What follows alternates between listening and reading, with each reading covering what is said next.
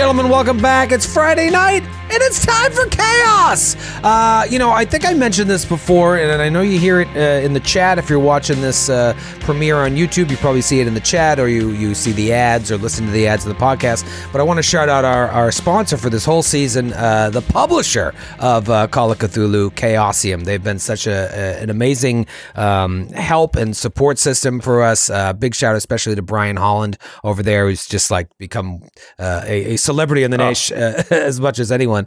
And they've got a lot of exciting stuff going on. Make sure you head over to chaosium.com and use code TFC for 10% off your order. It's like a no-brainer to buy these books. They are my favorite books of any role-playing books I have. I can't get enough of them. So check it out and use that code. And they've got a ton of new stuff coming out this year that I can't even tell you about due to NDAs. But you should still use that code now because you don't want to wait until later. Anyways, speaking of books, it's February now, I guess. We're recording this still in January, but I think you're watching this in February. By now, some New Year's resolutions have probably started to wane off. The gym's a little emptier than it was a few weeks ago. One of the things that I wanted to do this year was read more, which it's just impossible between work and 3 children. It's talk about work. It's fucking work to try and read something. But so far I've been, I don't know, at the time of you watching this, it may not be true, but I've been like doing a book and a half a week, which is just like, you really got to like be reading every free second. But I'm curious are you guys big readers? I know, Ross, you're like you're into a lot of esoterica. You always mention some book that you're reading on Swedish surgery procedures from the 1910s. Ooh, if only. Sound off in the chat if you know the title of that one. Are you guys, is everybody a big reader? And if so, what are you reading right now? People like to get to know the people behind the amazing characters. Noura, are you an avid reader? I was, and that was actually like my New Year's resolution was to get back into reading more. And so I'm currently reading. Oh, look at this. It's nearby, House so you know it's real. of Leaves. Oh. It's nearby.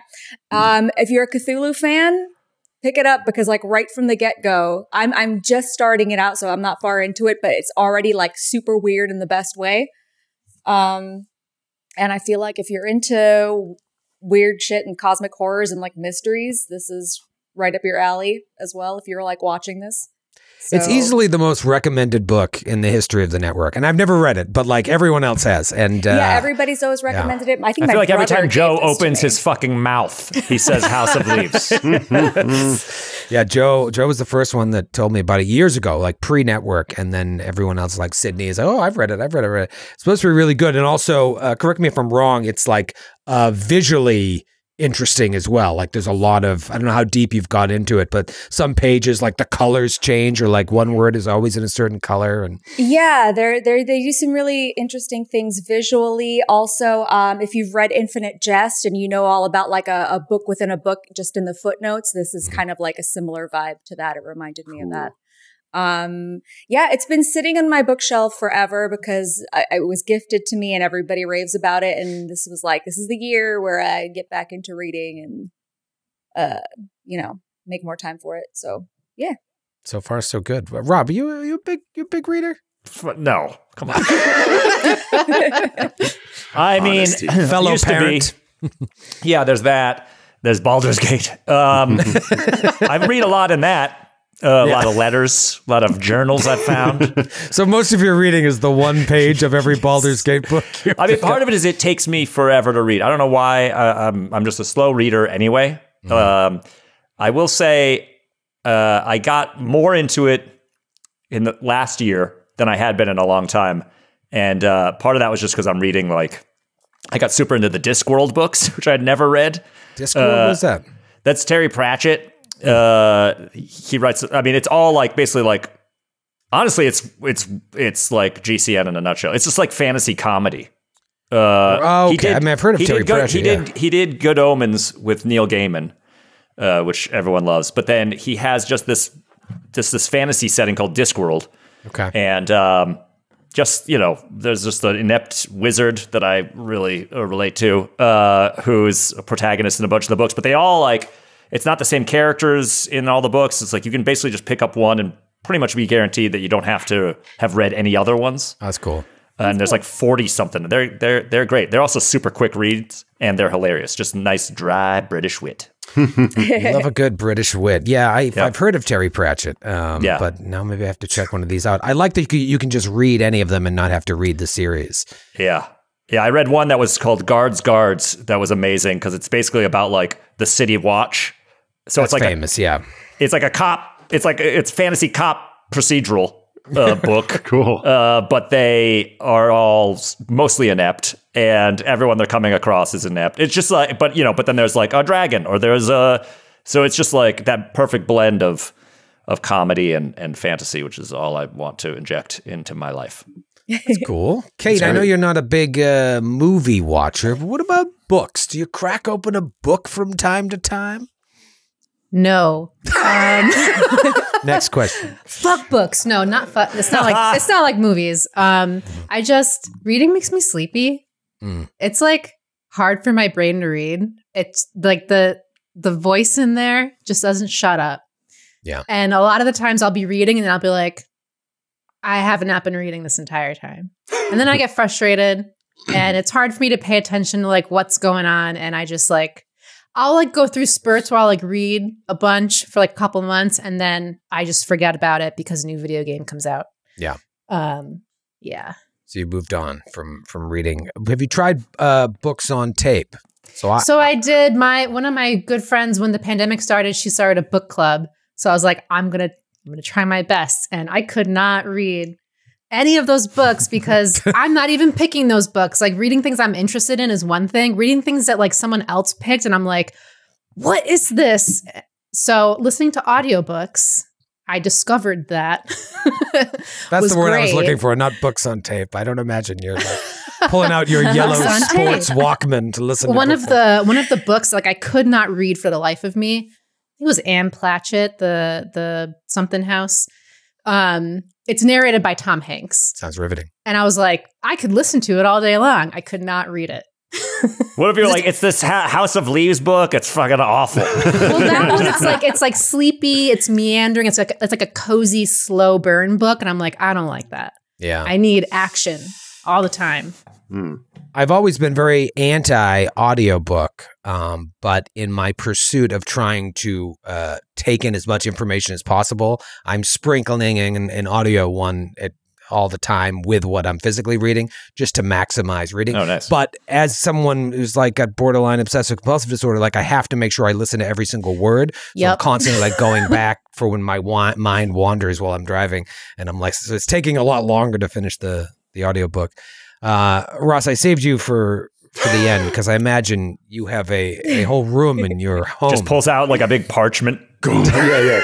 I'm currently reading one of the Dead Sea Scrolls, my manuscripts and tomes have driven me quite mad.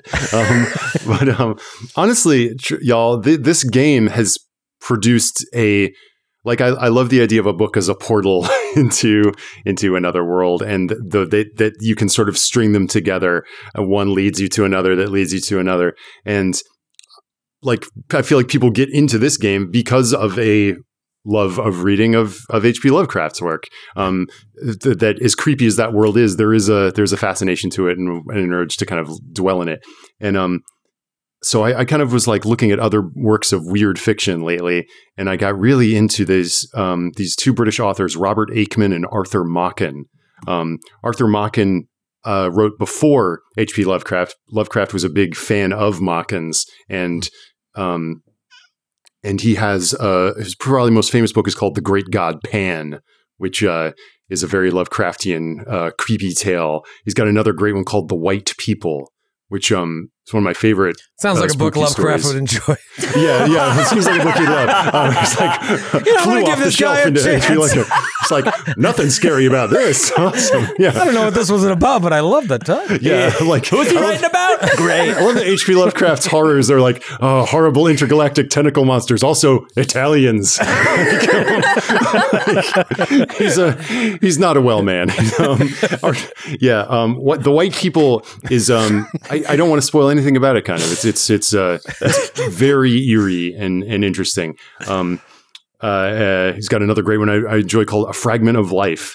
Robert Aikman is more mid-century, but also like creepy, uncanny. They start like kind of almost like New Yorker short stories, and then they take crazy left turns into nightmare logic.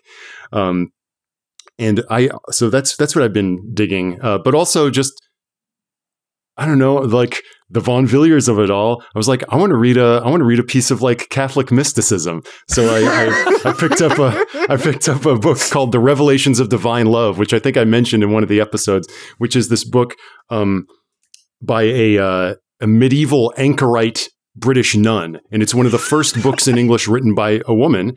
And she was as a young woman, she experienced a divine hallucination, mystical vision, and then had it either wrote it down or had it transcribed by an interlocutor, and it describes this beautiful and harrowing manifestation of God that she experienced, which presents this comforting vision of divine love, and it's actually a quite beautiful read.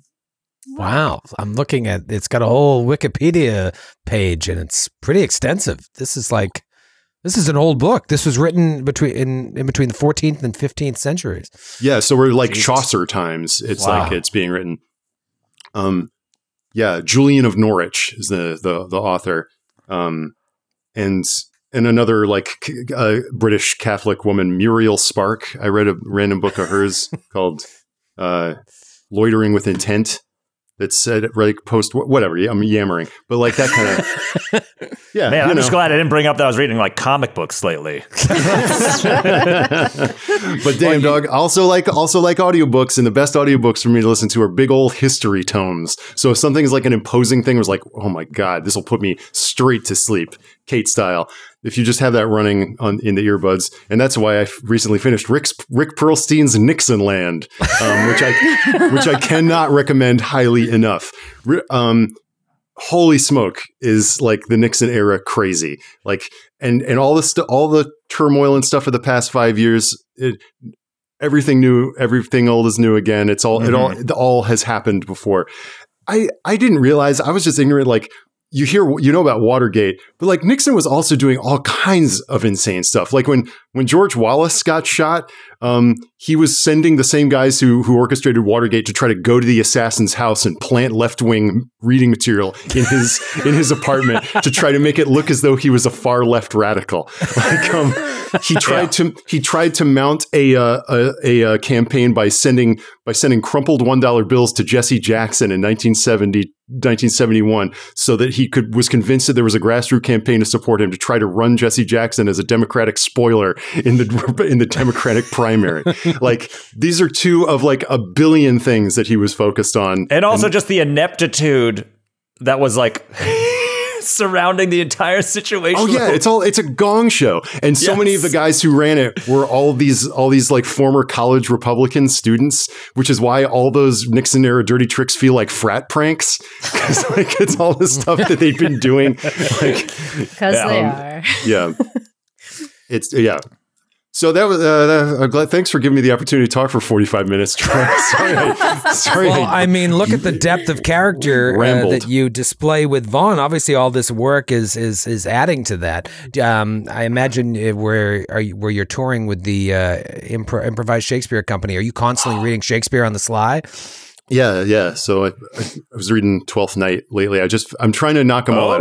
I haven't read them all. So I just tried to do that. Two of the big deep cuts, King John and King Henry VIII. People don't tend to read those. Pretty dry, but they got their enjoyable parts. But yeah, I was just up with Improvised Shakespeare Company. We were on tour up in Pennsylvania and driving through the little the countryside of leafless trees and gambrel-roofed barns. It was Lovecraft country, baby. That's great. Well, make sure if you guys haven't seen Ross perform, check him out. And when he comes to a town near you. In the meantime, you're watching this show, and things are about to get crazy. I want to talk about last week, and then we're going to pick up with a sarcophagus that just opened and a staircase. Man, there's so much going on. I imagine that your notes are impeccable, but just in case they aren't, I'll do kind of a brief of what happened last week. What if we use other people to take notes? People who have read the adventure. Like, I don't read, but I write a lot. So. Like, I know that you guys are taking notes, so I feel like that's my notes.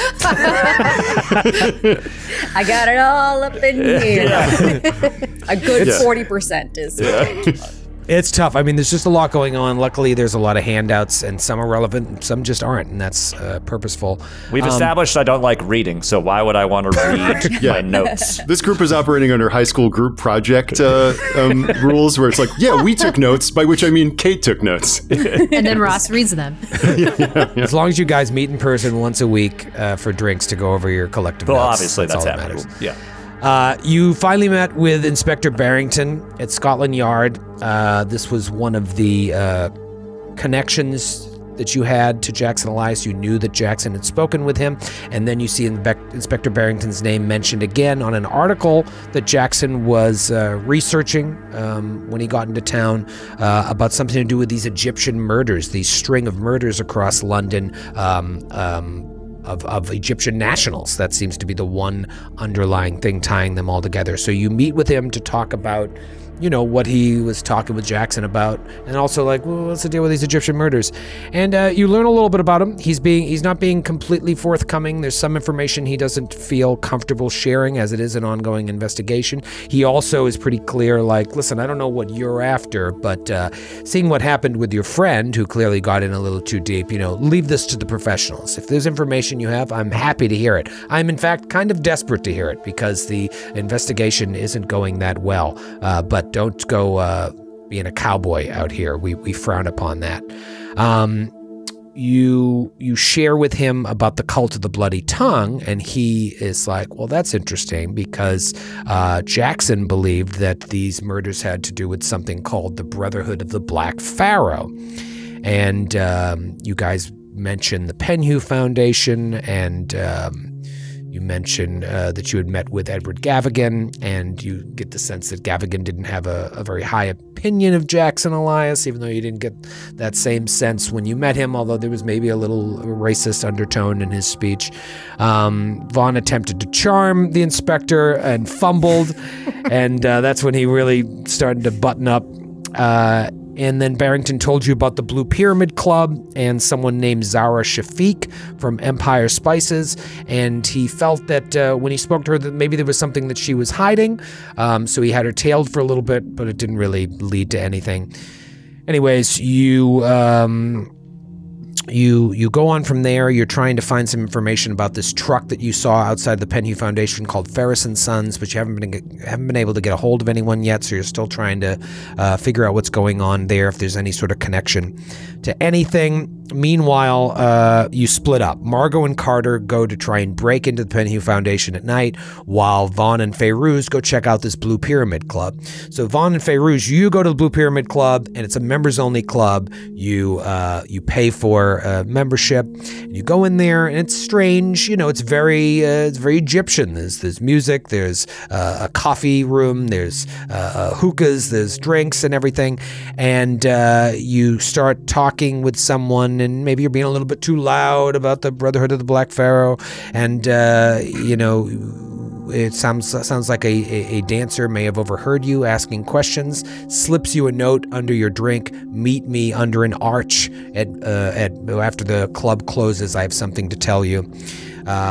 And so you go and speak with this woman, and she tells you that like the Brotherhood is real, and they killed my boyfriend Badru, and they're very dangerous, and they're led by someone named Zara Shafiq, which is the name that the inspector gave, and and she wants revenge, and she knows that there's a truck that comes once a month and takes a bunch of people from the Blue Pyramid Club. She thinks outside of London. She tried trailing them once, but lost them in the fog.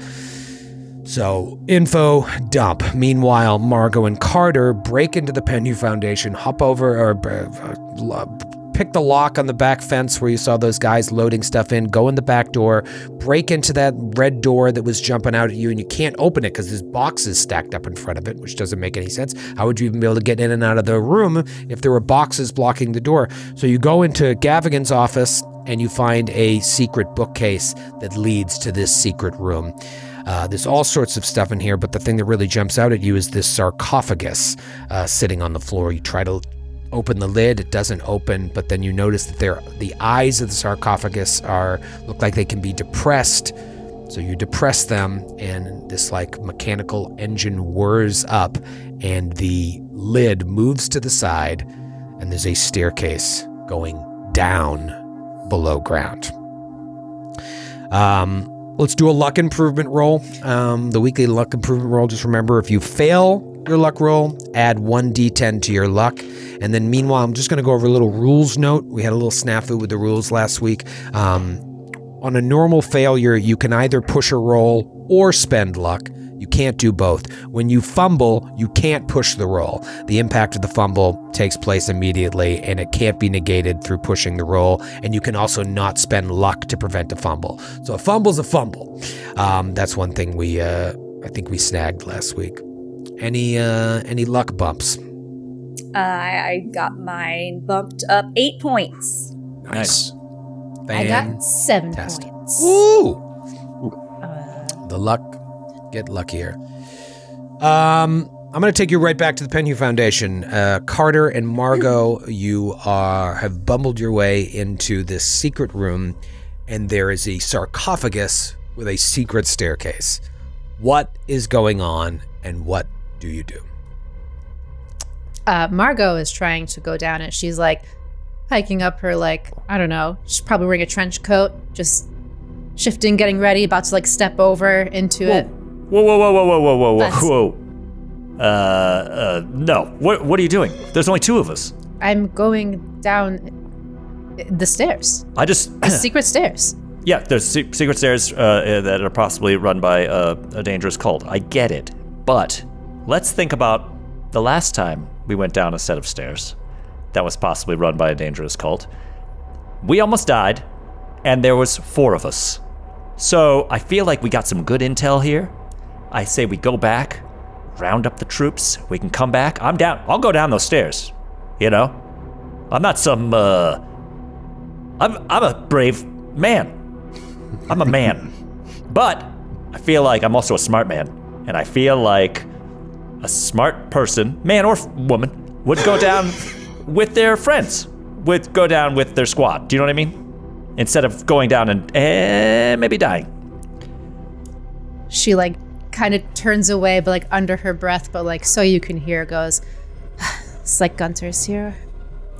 What? I'm sorry, again. What? What'd you say? Oh, I expected this type of thing from Gunter, but not from you, Carter. Gunter tried to take me away from all of this. He thinks it's too much, it's too dangerous. I'm not saying he doesn't care about the order. Oh, listen. You are parts of this with me. And you are still backing down. I am. First of all, Gunter, we are in agreement. That dude fucking sucks. Okay, I'm glad to hear you say it. But I'm not saying we don't go down there. I'm saying we go down there in strength. You know, we go down there with our peeps by our side. How is it strength if we don't know what's down there? Well, what do we have to show for going back to the group? Oh, we found a secret room, we found a secret stairs, we didn't go down it. Sounds pretty impressive, honestly. Fuck this Gunter thing. I guess no man can fulfill their spots in my life. That's not what's all right, listen, you want to do a little recon? We can recon. Just a little bit. Just a little recon. Let me just check. I just keep personal notes about my own abilities. Just looking at my stealth. Yeah, I feel like okay, but can we have some sort of can we set up some kind of like ground rules? Do you know what I mean? Like if we see people, we leave. You know what I mean? Can we like not interact with anybody? Can we just? This is a recon mission, right? I'm down to come back. I'm no Gunter. But I also like living. And I like you living. I like you alive. So can we do that? Can we have a kind of meet in the middle here? I just want to take just a little peek and see, but might be down here. Okay, generally. peeky. And I'm then all for peeky peeks. I guess there's other things we want to look for while we're here. It's not all about this secret staircase. Is it like pitch black if I look down there? Pitch black. You don't see anything. We've established that you guys have flashlights. If you want, do you want to take a look in there with a flashlight? No. Did we establish that we also have a shotgun? Oh, of course. I think you are armed, yes. And did I bring my cool knife? I think you have a cool knife. I got a sweet-ass knife, which I've etched my initials into. And it's also a comb. The handle is a comb. Let's do a listen roll. Let's give a listen. Let's give a little listen, if you don't mind. Okay, I have a regular listen success. Fail. Okay. Margot, you don't hear anything, and Carter, it's a good start. Really strained to listen in silence. You don't hear anything, which is good because you also don't hear anybody checking the office. I'm assuming we shut the thing. I think I think we said that, yeah. Okay, just in case somebody were to do their rounds in there. All right, let's. Okay, can I turn on the flashlights and just take a look? Okay, yeah, Okay, so she takes a flashlight out and shines it down the stairs. Shine down there, and you can see the floor of. I'm so pissed because this would fucking work in real life too. By the way, on me, just in my life. But keep going. you can see the floor of the room below. It looks like you see like the edge of a desk, perhaps, with some papers strewn across it. And then there are, looks like crates and boxes, as well as maybe some other furniture. And there is a smell of like candles long since burned out in the air. I really don't think that there's another, angry pit full of bodies down here. Yeah, it kind of makes me feel bad for all the big fight I put up. I mean, I guess it's like a spot hidden kind of a situation. Like, let's look for something that's kind of sticking out. Okay. Yeah, like maybe I climb to the top of the stairs. All right, so there's it's a ladder, so you kind of like put your foot on the ladder, you kind of climb into it, hold the flashlight down, give me a spot hidden. Spot hidden. It's 49 under 69. Regular success. You see several crates about, and they all look like open and empty, except for two, which are still sealed. And it also looks like there's some artwork down there, as well as some statues decorating the room. Does it look like storage, or does it look like a room that's decorated that someone's hanging out in? The latter. Ladder means the second. Yes. It means the ladder that you're on. The ladder that crashes and falls to the ground. What was the question? The ladder. Okay. Yeah, it looks like a place that someone is spending time, but you don't know what they're doing. But it's just, we can see four walls. I mean, that's it. Yeah, well, like, from your vantage point at the top there, it's hard to tell, but it seems like it's just one room, one small room. Okay. do these crates, is there any way to ascertain, I know a crate's a crate, but is there any way to ascertain if these crates are similar to like the crate we saw get on the truck? Is there any like markings that look the same or like anything like that? Yeah, is that a roll or is that just with the flashlight to try? It's hard to tell from this far away. It looks the same. Looks like the same kind of crate. Okay. They might have a standard Penhew crate that they use. Right. Okay. Is it also dusty coming down here too, or is this more like of an active path? Yeah, not dusty. It's a space that is used, and the fact that you can smell candles still is like used recently. Oh. All right. So. Great. Okay. Done? I guess so.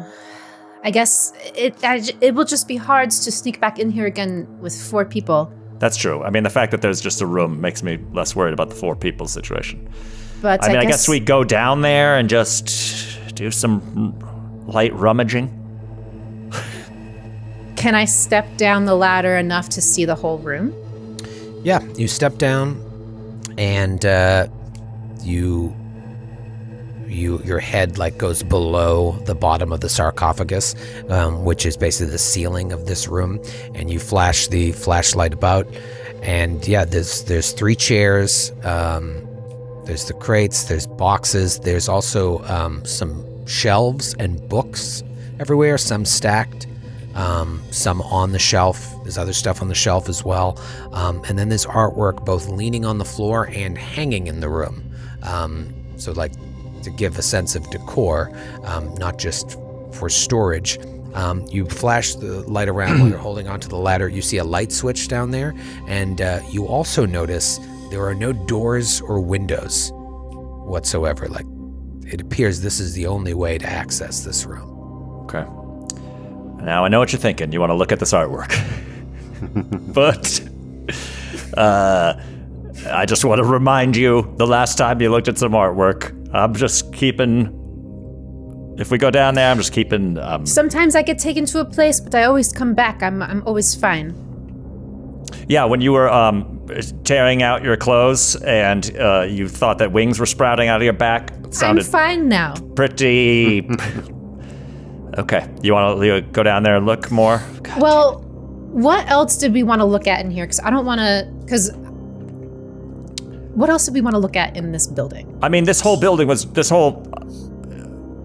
I feel like this whole thing was just to, like, look for is something shady going on. And we've definitely gotten there. We wanted to come in this room and maybe try to get into the other rooms that were locked with, like, the other artifacts. You wanted to look into his safe. We wanted to look in the safe, and we wanted to check that red door. Safe. And the red door seems suspicious, so we're sort of in that world right now. I bet you... There were research rooms upstairs that you were interested in, but, you'd also be like, there's a guard walking around, and you're not sure what, if anything, deeper. is really interesting in there. It's like you really want to see what's in the safe. You didn't spend much time really looking at Gavigan's office before you discovered this, and now you found this secret room. So, yeah, I guess it was just to kind of fact find, and you stumbled upon something strange. I think we've got some great intel here. I can hear Fairuz's voice in my brain right now. She would love to be down here. Looking at those goddamn books. So I feel like let's just give a peek at these books, see what they say, and then I think we should skedaddle. We know that they're up to something. We know Penhew Foundation. Here's the other thing I want to bring up, Margot, is that remember this whole like Aubrey Penhew funded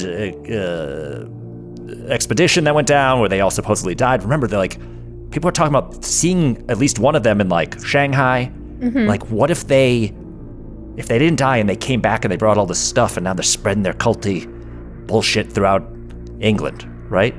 Like, we just gotta be super careful. Okay, that's all I'm saying.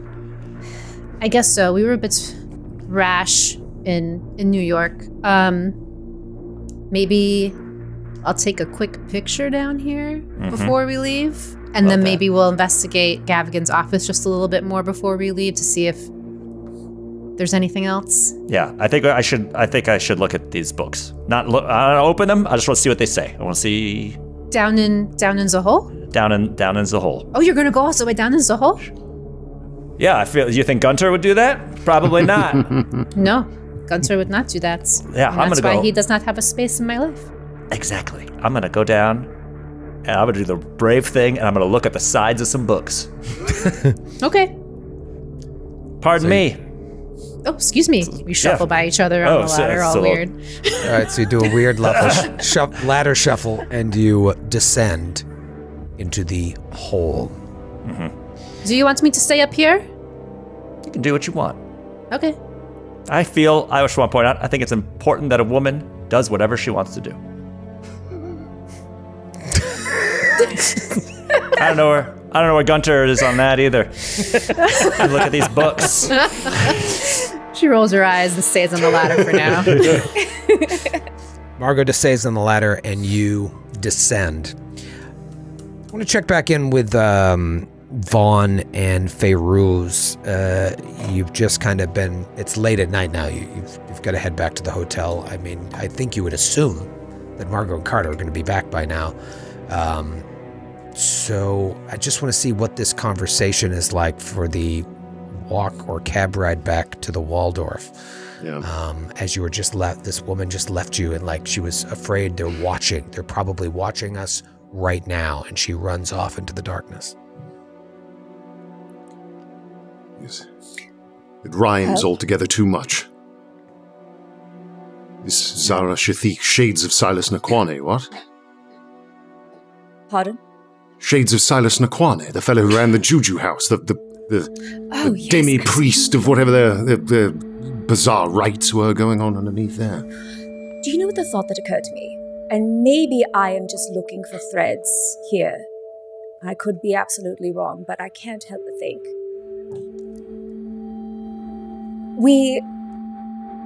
We found out that there were these other mysterious murders in the countryside, yes? Yes. With the little... alluding to even preposterous things like lycanthropy or whatnot. Yes. People being torn asunder and all that. And with what we just found out about Ms. Zara Shafiq and how she is transporting people from this club on a monthly basis, I wonder if we could see if any of those dates match up. Yes. Too right, Miss Gibran. She mentioned it was, once monthly, the third Tuesday of every month. Yes. The shipment of people went out, she claimed, outside environs of London. If the murders going on in the countryside correlate to that general time frame, it might be that the two are connected. Although she did say she lost them in the fog, so there's a chance that they never left the city at all, but rather gave their pursuer the slip and burrowed into whatever horrid warren they are doing their rites and practices in. Well, it's worth They seem to checking. favor subterranean grottos, caves, things accessed by steep, unwieldy ladders. Quite so. So yes, we should look into those dates, and perhaps, if you're feeling up to it, perhaps we do a little stakeout the next time they're set to venture out. Yes, at the club or at the Well, what if we followed them? Yes. From- It's rather early in the month, is it not? Wouldn't it be a couple of weeks until the third Tuesday came up? Am I right about that? Yeah, Yeah. that would be probably like 2 weeks away, we'll say. Yeah, Okay. because it was February 5th. Right. That If we our were- investigation bears no fruit by that time, then I think tailing that truck that leaves the club is certainly in the offing. In the meantime, I'm curious if that truck isn't the same vehicle that we saw parked outside the Penhew Foundation. One can't let one's imagination run too wildly, but it seems too great a coincidence to really let go of. Right. We don't want to force a situation where we're trying to forcefully connect things, and that way we would be pigeonholing ourselves into one situation where it would force us to not see the obvious around us. Yes. But I can't help but think that those are connected, and we should absolutely go investigate her. Yes, should we go to that spice house shop that she runs? Yes.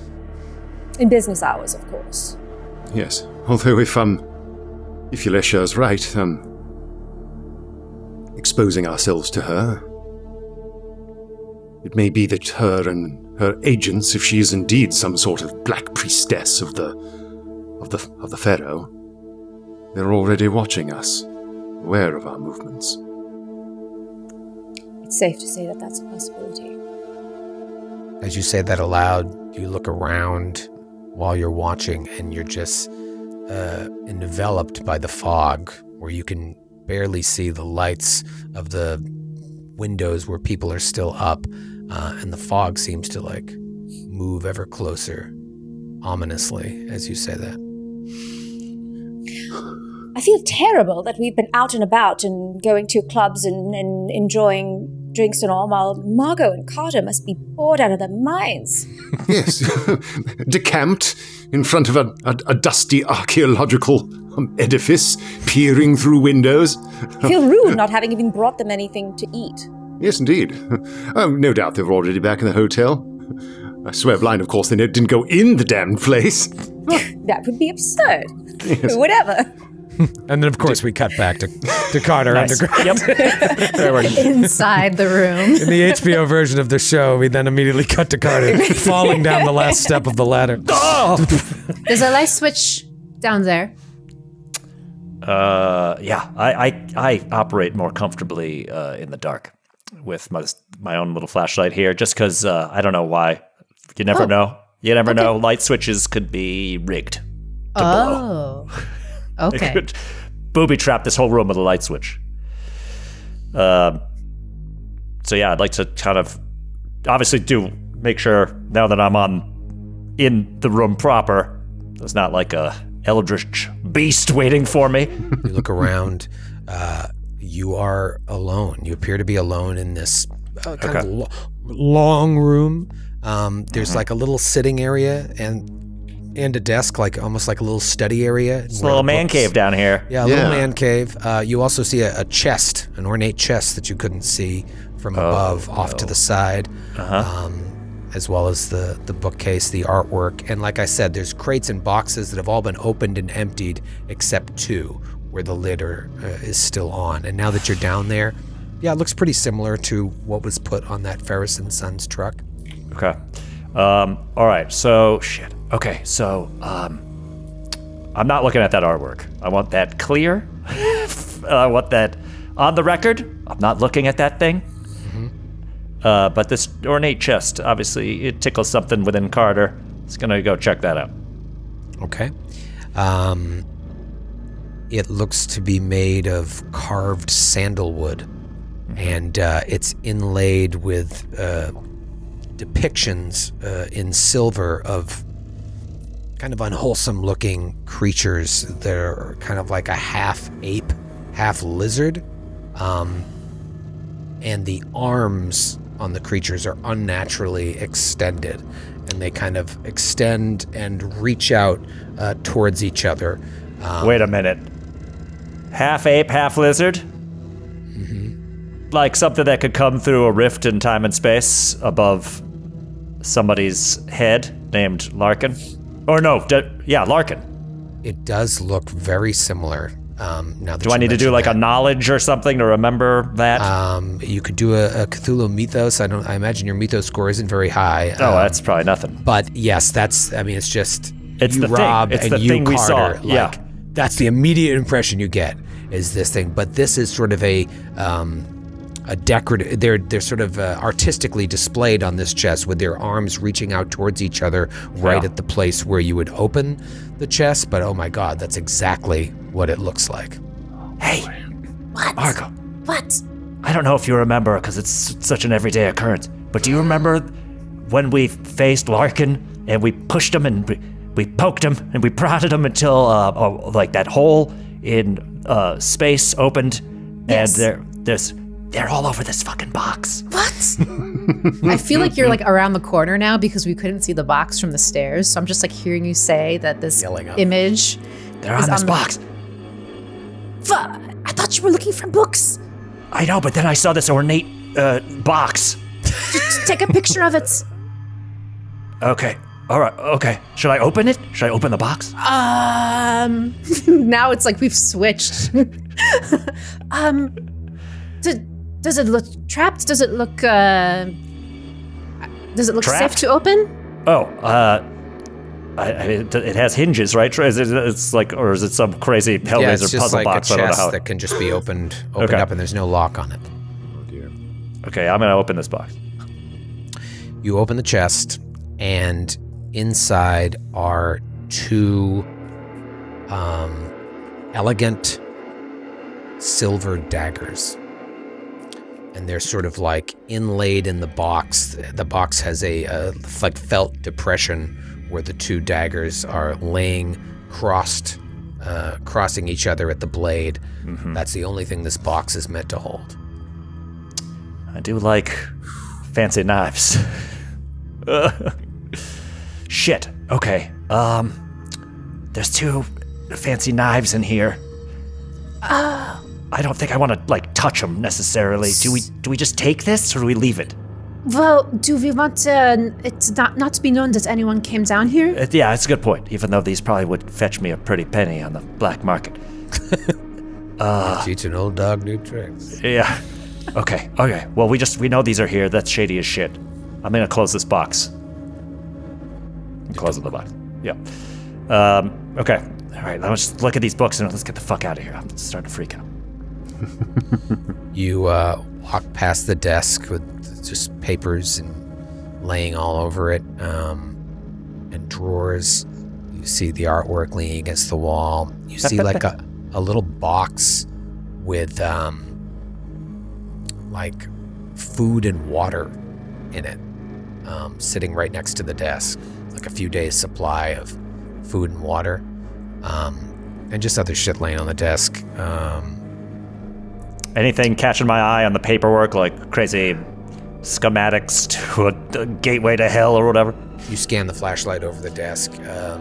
There's a receipt that sort of jumps out at you. There's various receipts for goods and services, but there's one like you flash on. Here, I'll show you on roll 20 actually. Oh boy. Ooh.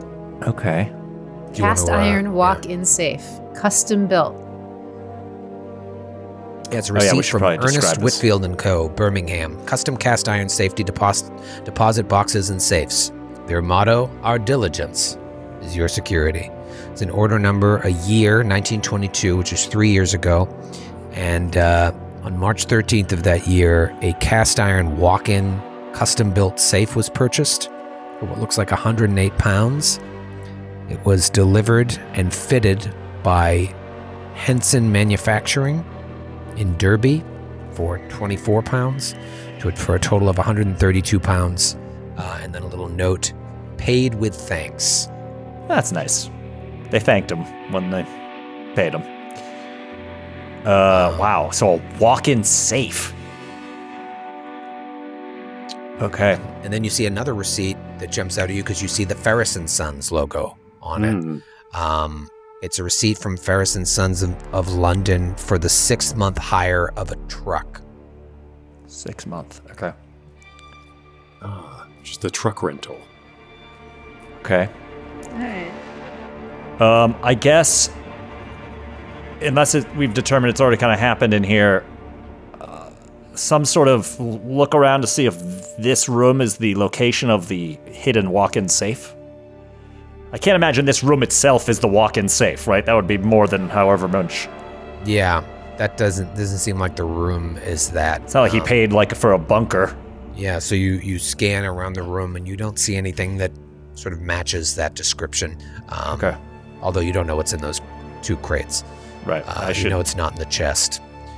I imagine your curiosity has kept you at this desk a little while longer, so I'll tell you. You also see a letter from someone named Puneet Chowdhury, Mr. Puneet Chowdhury. of Ropemaker Fields in Limehouse. And the letter is relating to the warehousing and shipment of sundry antiquities to Shanghai aboard a ship called the Ivory Wind. Somewhere, someone's writing this down. I'm typing away. Chowdhury of Ropemaker Fields, yeah. Okay. So yeah, you've got this receipt of goods and services from Henson Manufacturing in Derby, a receipt from Ferris & Sons for the rental of the truck, and then a letter from Mr. Puneet Chowdhury of Ropemaker Fields in Limehouse, that's in London, relating to the warehousing and shipment of sundry antiquities to Shanghai aboard a ship called the Ivory Wind. There was a picture we had of like a port that looked like it could potentially be. Didn't we see like a boat? I believe it was Jackson Elias's apartment. You saw a photograph of a boat, and the background, you couldn't see what the name of the boat was, but the background did give you the impression of somewhere in the Orient. Right, okay. By this time, Margot's like, have you looked at the books yet? And she comes all the way down the stairs and is looking at the art. God damn it. I just pinged that She's photo. taking your time down here. Okay, great. Yeah, sorry. It's just there's a lot of interesting clues on this desk. How about this? I'm gonna try to look in one of these crates. You check out those books. Okay. We'll speed things along here. All right, tall crate or small crate? Oh, tall crate. Okay. Now, is there a way? This is like your standard, like wooden, like it's nailed in kind of thing. Looks like you could pry off the lid pretty easily. I would love to do it in such a way, and tell me if you need a roll for this to do it, so I could put it back, so it doesn't look like somebody pried it open prematurely. Do you know what I mean? Yeah, for sure. Yeah, I'm not gonna have you do a roll here. Okay. Just have you carefully pry open the lid, and Margot, you're looking at the artwork or the bookcase? I said I was going to look at the books, but I start looking at the art. All right, so you get distracted, typical artist, by the artwork. And you, as Carter is sort of carefully opening this tall crate, you look over the artwork, and, you know, after meeting Mr. Gavigan, you seem to be a man of means, having artwork displayed around statues that doesn't seem very out of place. However, these particular pieces are very unsettling, similar to the way Miles Shipley's art was unsettling. You see like a dark-winged thing that seems to be both leprous and scaly. There's a winged, hulking beast with a dragon-like tail and a jaw that is like fang-ringed, almost like a lamprey's mouth. Does that look familiar to me? It does look familiar, but then you think, like, did I see the mouth of that thing that flew at me? I don't even remember because it all happened so fast. This room is like a regular cavalcade of memories. Just Yeah, you wish that, like, you know, Fairuz was here to, like, sort of do a archaeological roll, as it were, the meta of the game, a roll to determine, like, how old these things are. But some of these look very old, like, well, you just wouldn't know this, I don't think. But another painting is like you see a group of prowling beings. They look like humans, but their eyes are way too big for their face. Like, their eyes take up about 75% of their face, and their faces are all disfigured, and they're just sort of prowling. And then another one that has these, like, red-orange colored bursts of light that are gathering around a tall, dark humanoid that itself seems to be composed of fire. It's just a lot of very strange imagery. Give me a sanity roll. Okay, here we go. One's just an Iron Maiden album cover. Yeah, one's just Eddie. Hey, it's Eddie. Yeah. I think this is pretty hard. 34 under 95. 34. Yeah, you've seen Just- worse at this point. Par for the course. Yeah. Oh, I can't wait to bring Fairuz down here. She's going to love this. Come on, Yeah. Carter, hurry. I'm trying. So, you're able to withstand any sanity loss while looking at this grotesque and sometimes horrific artwork. And then meanwhile, you hear a pop as Carter pulls off That was my shoulder. Fuck. the lid of the tall crate. And you see stenciled along the outside of the inside of the lid rather, is writing in Chinese characters, and then also written in English. It says Ho Fang Import Export, 15 Kaoyang Street, Shanghai, China.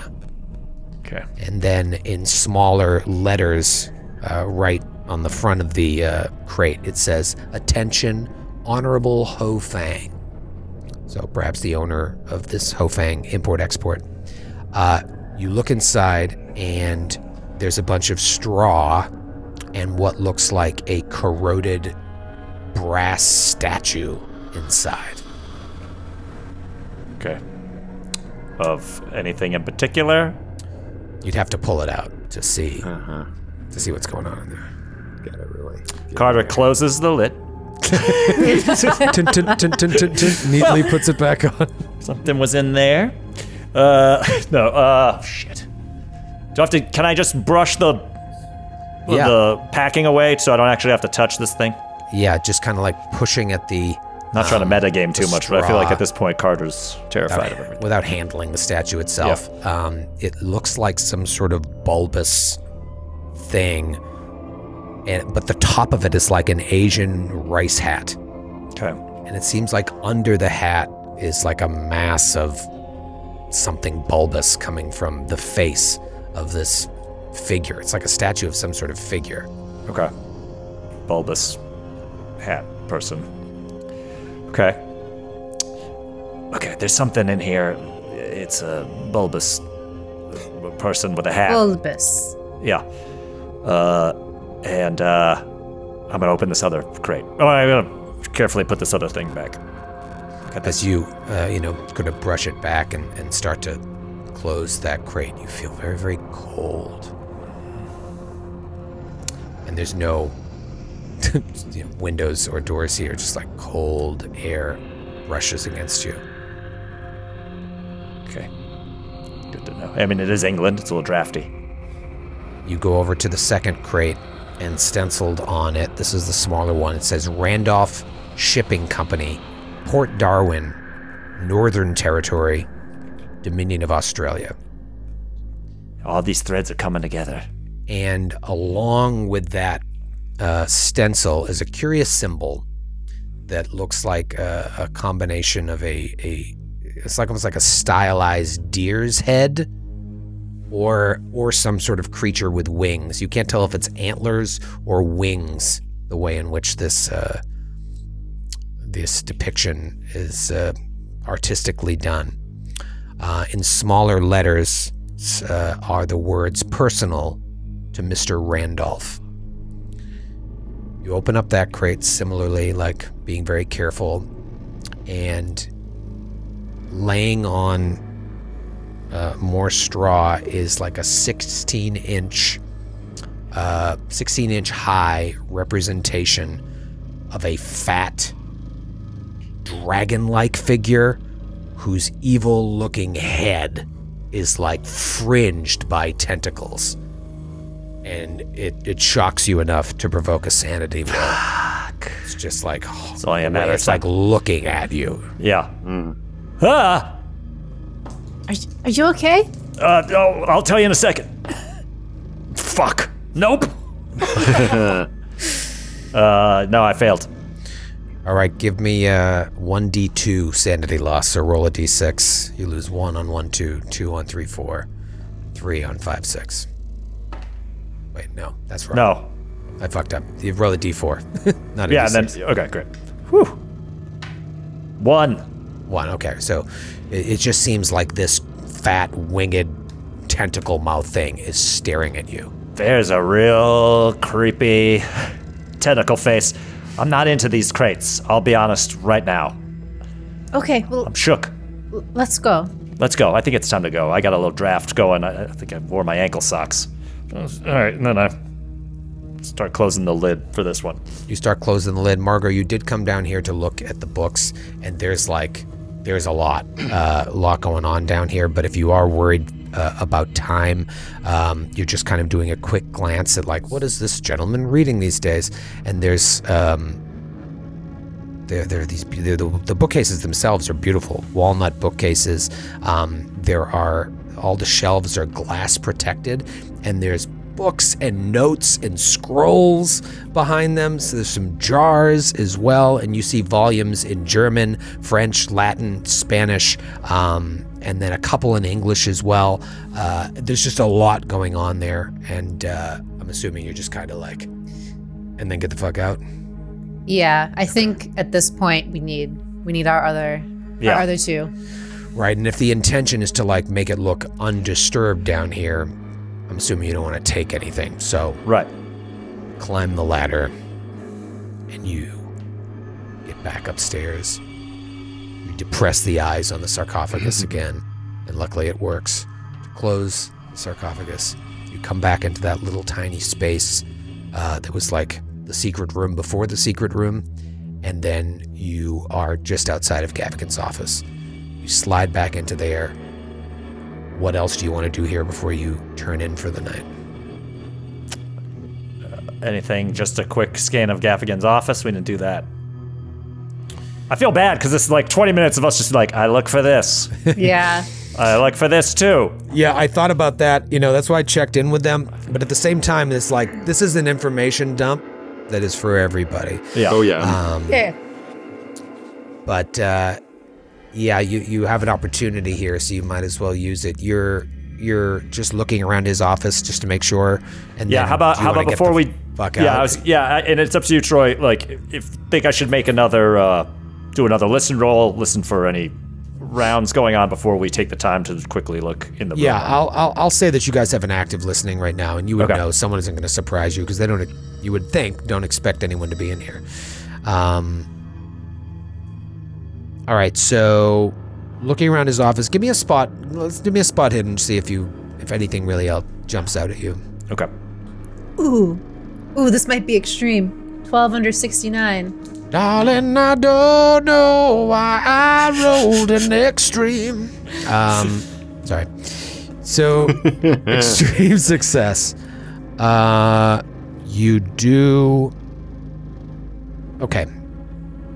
There's a photograph on his desk that that kind of jumps out at you. It's like in a silver frame. It's this beautiful 3-story country mansion. And Eagles Grange. you see that it does. There's like tiny letters in the bottom right that say Misr House, M-I-S-R. Perhaps his family home, family estate. And the only other thing with extreme success that really jumps out at you is that one of, if you're just checking his desk, one of the drawers to the desk is locked. Well, if you don't mind, I might see if you got something locked? Yes, just this little drawer is locked. I wish you said you signed that receipt for the big safe. I'm just wondering where that could be. But yeah, there's a drawer here. It's locked. Let me try and get into this drawer, if you don't mind. Excuse me.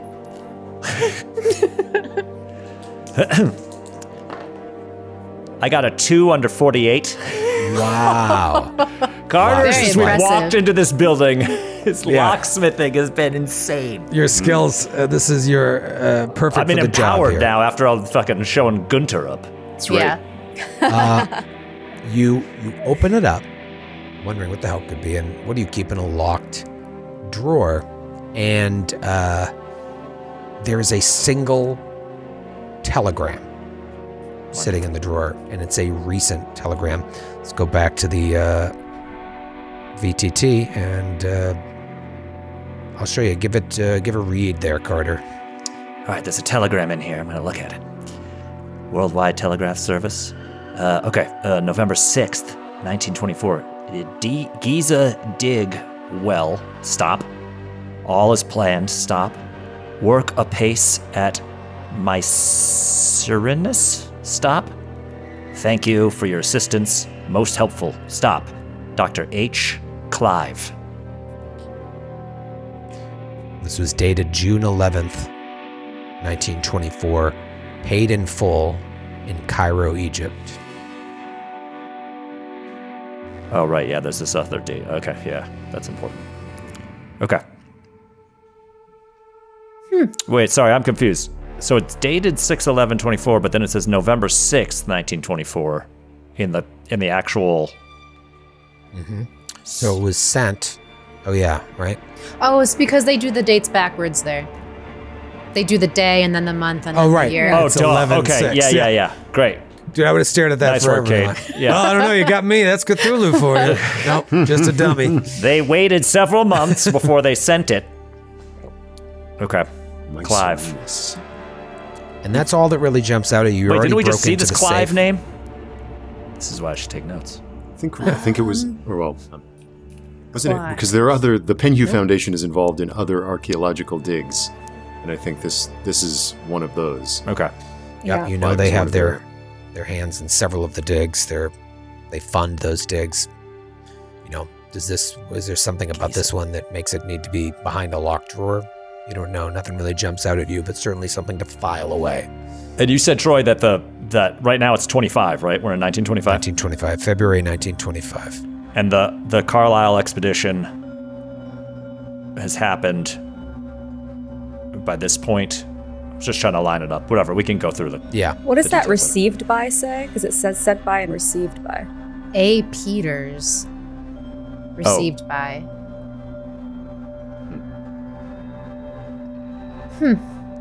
There's also this received at JJ/LD or something.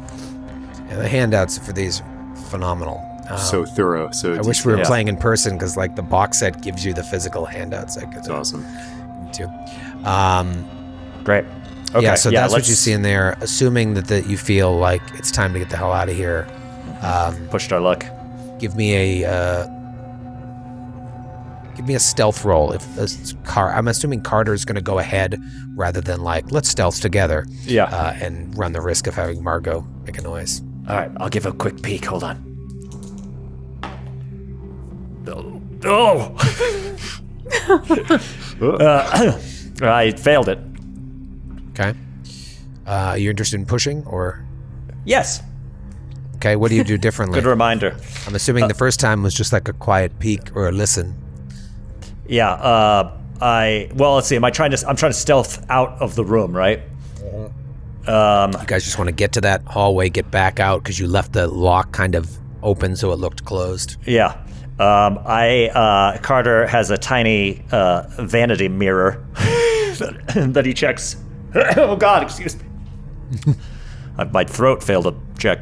You know, he's got his little perfumes and stuff, and he always has like a tiny little mirror that he only looks at one side of his face with. So I want to like stick it out the door and use that as like a way to peek. I like it. He uses this to make sure his mask is all set. All right, so you peek it, put it out there. Give me another stealth roll. Okay. You can't push shit. A double push. No. You can't spend luck on a push. Something No, bad happens I if failed the it by push 6. I failed it by 6 points. Failed it by 6. Yeah. All right, so what I'm going to say is you put the mirror out there, and it slips from your hand. Oh, fuck. Hits the floor and shatters. That's my best mirror. We'll be right back after this quick break. Oh yeah. Okay. Hey, what's going on? Hope you're enjoying Season 2 of Time for Chaos, sponsored by our good friends at Chaosium, the publisher of Call of Cthulhu. And they just came out with a brand new book, Call of Cthulhu Arkham. This is a fully updated version of the old H.P. Lovecraft's Arkham source book. It is the city at the center of it all. Miskatonic University, a bunch of massholes fighting monsters, and you can get it for 10% off if you go to chaosium.com and use code TFC at checkout. That's TFC, stands for Time for Chaos. 10% off this brand new book, Call of Cthulhu Arkham. And you know what? While you're at it, why don't you throw 50 other books in there? 10% off. The more you spend, the more you get off. Thank you to Chaosium, and thank you to you who are stopping everything you're doing right now and going to chaosium.com and buying this and so many other great books. In fact, why am I doing this ad? I'm going to go use this code too. They didn't say I couldn't use the code. Go do it. I'm going to go do it too.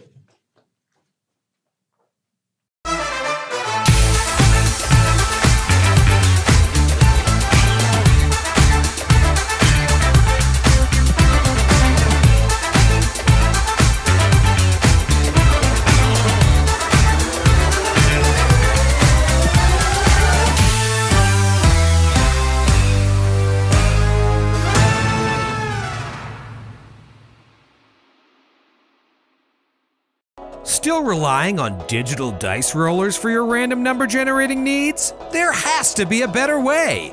Now, there is. With the new Glass Cannon Podcast Campaign 2 cast dice sets, you can generate random numbers right on the table. No more hassling with smartphone apps or programs on the internet. No more judgmental stares from the Matthews of the world. And now when you meet that special someone out at the club on a Friday night and they ask you if you own any sets of gemstone dice, you can say yes on your way to Sextown. Get your Glass Cannon Podcast Campaign 2 cast dice set today at glasscannonnetwork.com/store. But order now, quantities are extremely limited. Except for Joe Dice. We have plenty of Joe Dice. We're back. Here's what I'm going to say. You drop this mirror trying to get a better look. It hits the floor, it shatters. It's a tiny little vanity, it shatters. At that sound, you, I imagine you instinctually like look and you see a flashlight coming from like the front of the building. You guys are basically in the back, and your door that you need to get out of is closer to you than this flashlight that's coming around the corner. Whether it's reacting to the sound or not, you're not sure, but you do get the sense that that figure is coming around. If you make a break for the door right now, you feel like you can make it out before that figure comes. What do you do? We run towards the figure. We run towards the figure. When you put it like that. Shit, Margot, we gotta go now. Oh, okay. All right, so just open the door. Would love to kick the mirror dust just to like scatter it so it's not necessarily like obviously in front of the door we went into. Do you know what I mean? Yeah. Okay, that's smart. So you just you address that thing by just kind of like kicking it around. So just kick it around. Yeah, just destroy evidence as much as possible. And you bolt. Yeah. And we just see the two of you go to the end of the hallway, go out that back door that you came in, and presumably into the night. And we stay there, and we just see the security guard come around and stop in front of the door to Mr. Kinnery's little waiting area, and just sort of pauses, looks around, and we fade out of that scene. We come back to the hotel, and it's Fairuz and Vaughn. I imagine you've been there for an hour and a half, 2 hours before Carter and Margot show up. I would also think that you'd wait up for them because you weren't expecting them to be this late. For sure. So in they stumble at I don't know, 3 in the morning. What are we like giggling from like the high of getting out, like as we like approach? Oh man. I was going to say, you guys have adventured together long enough that there has to be this point, Vaughn and Fairuz, where you wonder if they will come back. And then that relief when the door opens and you see them. God, Tilling has to give me a holy terror. I thought for certain you'd be here when we arrived. Whoa, what time is it? How long were we gone? I don't know, but we're out of gin. We've been worried sick. Oh, no. Damn near 3 o'clock in the morning. We've spent all our gin. Nearly half our vermouth. Well, you won't believe what we found when we went in there. Oh, You my went in? God. Yes, we went in. Tell me We went everything. into the red door room. What'd you think we were going to do? Just sit there and stare at this building for hours? I don't know. A plethora of things could have happened. Yeah, rather transgresses on the definition of what I thought stakeout entailed, but, We're the mystery squad. We're not the fucking watching squad. It was just so easy for Carter to pick every single lock. We had to. I'm glad you noticed, Margot. That's true. I did do a lot of lock picking, guys. And for the most part, I aced it. Steady on, Tillinghast. What did you find? Because we, too, have gathered together some disparate threads from our conversations. Oh, great. Fantastic. Yeah. Lots of receipts. Oh, so many receipts. No, you're have the skipping receipts. ahead. Yes. Where we found the receipts Oh, yeah, was in okay, a yeah. secret room tied to, oh my God, what's his name again? Gaffigan. I always want to say Gaffigan. I know, me It's too.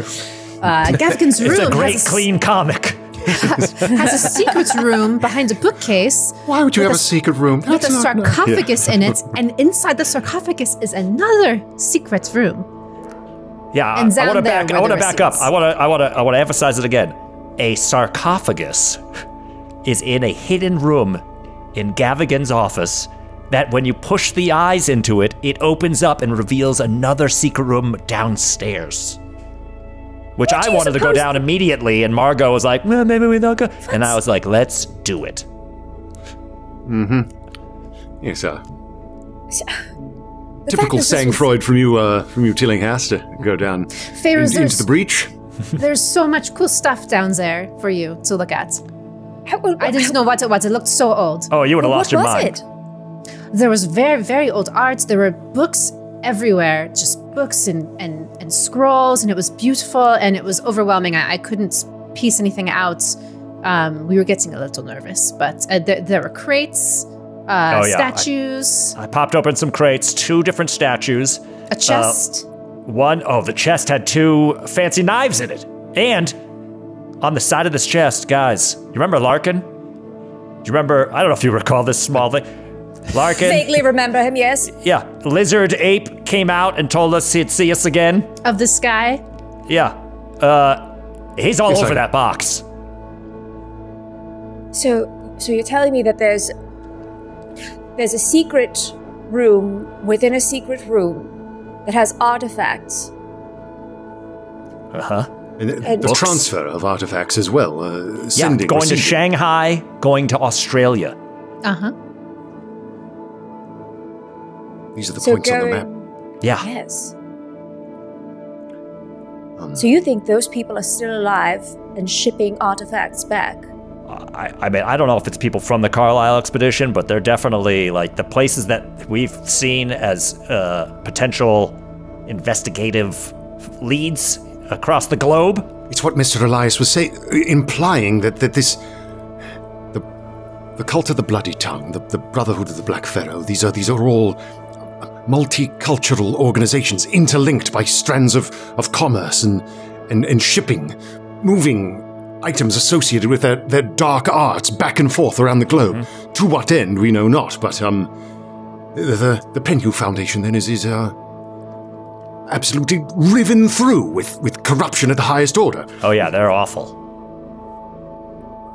Also, a rental receipt for 6 months for a truck. I don't know what that's about. Like, I don't know if it's the Fairuz and Sons truck or what some other random truck. I don't know what they'd be doing with a truck. It was a receipt from Fairuz and Sons. Oh, it was from it's- Fairuz and Sons, right. Okay. You know that truck that's coming and going, they have it on retainer for 6 months. Yes, they've rented a auto. Hired a lorry in your speech. Yes, thank you, Tillinghast. I want to make sure you're following along. Yes, Well, good we show, found- good show. Good show. We've got some information, and possibly that these all have to be tied together. And I'm curious now as to the truck in our information that we received is the same as. Well, you guys found a truck as if it's too? all implicated. Well, we went back to the club. We went to the club, I should say. And nobody seemed to be really comfortable with us being there, but we did manage to get some information from one of the employees there outside who's waiting for us. Do you recall how we were given information about a Miss Zara Shafiq? Oh, yeah. Who has She owned that the spice spice shop? Yep. Yes. Well, we're thinking this might be another little juju house, as it were. Yes. It seems, according to this dancer at the club, this Yalesha Assam, apparently Miss Shafiq is in cahoots with higher-ups at the club and trafficking groups of Egyptian expatriates, taking them by truck to a mysterious location she knows not where, after which they disappear. Now, she claims that they're being driven outside of London, but she cannot confirm it. She lost them in the fogs before she could actually probe into what their destination was. And this happens on the third Tuesday of every month.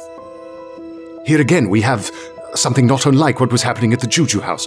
Regular timetables, lunar calendars, synchronizing with occult and ancient rites, wherein people are being disappeared, perhaps sacrificed or changed. And now you say that there is another subterranean altar or alchemist's lair where they're doing some sort of research or looking into ancient artifacts associated with their damned practices. It was more like a rec room than... It seemed more like an office, a very fancy office that someone spends lots of time in and decorates. It did not seem like the bottom of the Juju house where there was sacrifices happening and an altar. No, not a ceremonial space. Nonetheless. Oh, artifacts. 2 different statues, one of which gave me the willies. I'm not gonna lie. I'd wager it gave me like 1 point of sanity damage. What a peculiar turn of phrase. I have to say, we've all experienced some, what I might liberally dub the power of art in the past several days. Just a way to quantify our different attributes in a way that I'd never looked at inwardly before. But now I can see it all. I can see the numbers behind it. You know what I mean? You sound crazy. You sound like a madman, Tillinghast. Why would you ascribe to your particular characteristics a numerical value? The subterranean room, it looks like it's frequented often. It's not, it wasn't dusty like the first secret room was. So when we go back, we should somehow make sure that no one else is going to be in there. Oh, go back we must. Right. We must this Gavigan knows far more than he's telling. Absolutely. Yeah, Absolutely. He sucks. Now, what I presented to Vaughn was perhaps these other mysterious murders that were outside of London. I wonder if the timeline lines up with these third Tuesdays of every month. Regardless of whether they are or not, I'm not sure if there's a connection. What we should do is I would love to do a stakeout at this spice emporium, Empire Spices, I believe it was called, whichever Ms. Shafiq's store is named. Would love to do a stakeout there. And perhaps on this third Tuesday, perhaps we trail our truck that we found. Maybe it's the same one. Yes. I think the only thing that gives me pause about that is I can't help recall how in New York every moment of tardiness and laggardry on our part only put Millie in more danger. That's true. The more time we waste, the more of these innocent people will be absorbed into the orbit of this cursed brotherhood. But as a last recourse, certainly. I looked at a calendar of 1925 just for accuracy here, and the third Tuesday is actually a week from Tuesday. So I believe right now it's early Saturday morning, like you're going Friday into Saturday, I believe. Okay. So because February 3rd, about a week and 4 days away is the third Tuesday of the month, maybe 10 days. Very well. So. And the name of that spice shop was Empire Spices. And you also have been trying to contact Fairuz and Sons is another thing. You might want to try them again in the morning. But Yeah, Fairuz and Sons was going to be what I was going to bring up, especially now since we've got... I mean, we obviously saw the truck pull up, so we knew they had business with them, but just having them on like a 6-month retainer, there might be some way we can kind of get in there and find out where those trucks are going. Right. Yes, but if it is truly a rental situation, then it is employees of the Penhew Foundation or members of this sect themselves, this dark sect, that are actually driving it hither and yon. I'm sorry, my mind is groping at the edge of a precipice, and it feels as though the truth is just about to coalesce, and yet it slips through my fingers each time I try to reach out and take hold of it. An international brotherhood devoted to the worship of these ancient and daimonic creatures lorded over by this pharaoh in black, trading artifacts, moving them place to place, assembling them, using them in dark rites, a ticking clock. And then the additional feature of, we've already seen how certain of these creatures can take human form. I think it's not to put too much paranoia into our blood, but part of me begins to wonder if this Gavigan character is quite himself, and this Mischifique likewise. But with that lady, in retrospect, it was obvious she was a lizard lady. That house was disgusting. Well, hindsight's always 20/20 when you're talking lizard people. Yes, perhaps you're a bohemian. Perhaps you've got a keener sense of this sort of thing than I do, Miss Sauer. But to what purpose is all of this? Yes, for what reason? Maybe you said the spice shop lady is like the leader of something. Maybe when we go, we can go tomorrow. At least for the club is what we gathered. Yes. She does seem to be transporting people monthly outside of London that belong to this club. Would we know, Troy, at this time period, if, like, thinking of Fairuz and Sons, would there be, like, a log of, even if the truck is hired, like, do you have to, like, keep track of where it's going? You know what I mean? Like, finding a destination, I guess, would be the... Yeah, I mean, it's possible if they rented the truck, they just said, all right, let us know, bring it back when you're done in 6 months. It's also possible that they have to account for its comings and goings, that they're using the Fairuz and Sons staff. We didn't know, like the guys that Fairuz was talking to, there was no way to tell if that was Penhew employees or Fairuz and Sons employees. Yeah, I mean, they didn't seem to look like any of the people that were working at the foundation. They weren't...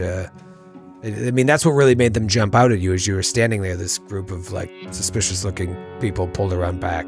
They looked out of place there. Right, so they might not even be... Yeah, they might not be Fairuz employees either. They could just be the murderers that have rented the truck. Hired hands. Yeah.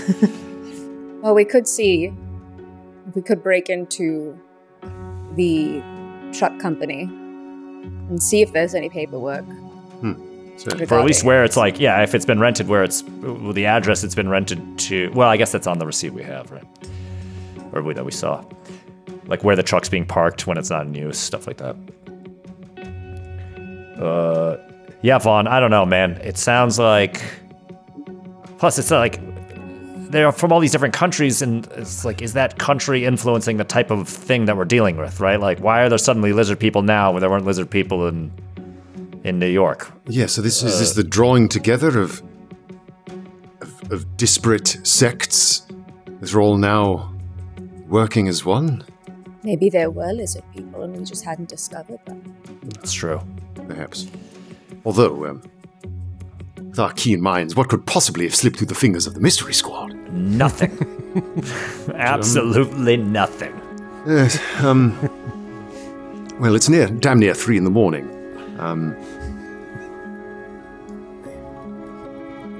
suppose, we should, turn in before we, go and do these various, tail jobs on the place of business of Fairuz and Sons, Shafiq, and perhaps we drop by, Mr. Mahoney again to get a sense of the time frame of the, Outer County murders. I would love to hear that brogue again. Oh, yeah, certainly. The capital and quite accurate dialect of Mr. Mahoney. Not since Tom Cruise in Far and Away has there been a more convincing. Yeah, I mean, the other thing too is that these. I know it's like a stretch, but you know, I just double checked these articles. There's no dates on them for the sort of the It Almost Had Me and the other sort of off in the countryside horrors that are happening. To assume that the truck went to either of these places, you know, if we want to start branching out into those locations and see if the threads connect. Yeah, maybe tomorrow we can try to set up one of those. A visit. Certainly. Right. I love it. It's always important to do what you're doing. It's like, okay, we've got a lot of information. What is going on? How can we make sense of what we know? And then also, like, how does this connect to everything we've learned? Right. And that was wonderful in ways that you will certainly appreciate someday in the next 10 years. So we want to go to Shafiq to see if we can get a sense of what's I'll definitely going on. remember this conversation that happened at 1:49 p.m. my time on a Monday. So, see what Shafiq's up to. See if Fairuz and Sons can give us a log of the comings and goings of the boxes to see if the Penhew Foundation and the ship and where the shipments exactly are going, and see if there's any evidence that the people being taken out of the club are the ones being found killed. Mm-hmm. And before we go to bed, I will dip off to the telephone, and if it's I think this is possible. If Vaughn is like, operator, I believe it's rather late in the evening back in America, but I was wondering if you might connect me to a Mr. Professor Gibran, Arkham, Massachusetts. Oh no, here we go. I forgot. All right, hold on. 3 a.m. in London. I think it's like 10 p.m. in the... Boston. Yeah, 10 p.m. All right, so it's 10 p.m. on Sunday night in Boston. Oh, God, I wasn't ready. Find it. Yep, find the voice. Hello? yes, old man, I'm sorry. I hope I'm not calling too terribly late. Is everyone all right? Why are you calling at this time? Yes, of course, Professor. Just rather happy circumstances that caused me to ring you this evening, and I'm terribly sorry if I've given you to rouse from your slumber. I won't belabor the point, sir. I have come, by means of the telephone, to do the honorable and gentlemanly thing and ask for your blessing, sir. I have been a professional associate of your estimable daughter for quite some time now, and in short, she has bewitched me. And I am asking, sir, for your blessing to ask for her hand in holy matrimony. I understand the speed may be considered awkward, and the haste, and of course the great gulf of distance that separates us, but it is a happy occasion that brings my voice to your ear tonight, and I hope that I can count on you for your blessing, sir. In short, I'm in love with your daughter, and I wish to marry her with your permission. What is your name? Right, that's important. Right, yes. You don't know a thing about me. I've really called you up, given you that entire thing. I haven't really mentioned. I am Villiers, sir, Mr. Vaughn Villiers, late of Eagles Grange, UK. citizen of the British Empire, veteran of the Great War, the Royal Welsh Fusiliers. I received honourable discharge after being wounded at Ypres, and have spent the remainder of my life between Eagles Grange and travelling the world on missions of intellectual import, not unlike your daughter, though I'm nowhere near as decorated an academic as yourself or her. I have been an admirer of her intellect, a devotee of her kindness, and an admirer of her great personal and spiritual beauty, and hope that I can be as honourable a husband to her and son to you as you both deserve. How long have you known my daughter? That's a great question. Now... Yeah, what is it, like 8 months? It feels like over a year. I feel like it's over a year because we had a time in between. No, it's been, it was even longer than that. I mean, from Peru. because Peru was 1923, I think. Yeah. So a few years, 3 years. 3 years. We first met in Peru. This bit of fellowship has blossomed in time to what I hope can be something deeper. Why is it that I have never heard of you? I can only say that your daughter's great intelligence and charms are perhaps matched only by her discretion.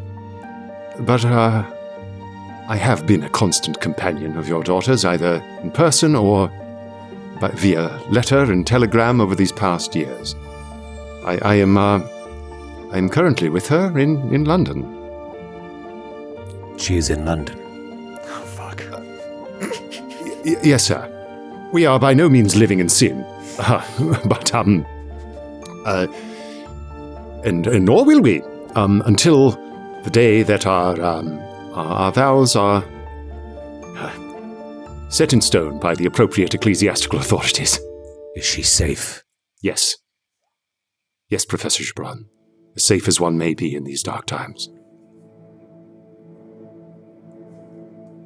I understand how bizarre this request must seem. My feelings toward your daughter are entirely honorable, I assure you. And I promise you, sir, that I shall expend my last breath to keep her and our other companions safe.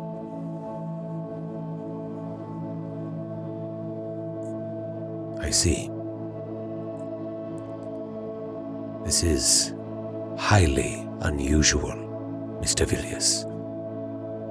I admit it. Call my home in the middle of the night and ask for that which is most precious to me. Right. Yes, of course. Yet I feel as though I owed you the honor, sir, of not having it become a scandalous surprise to you. Where are you in London?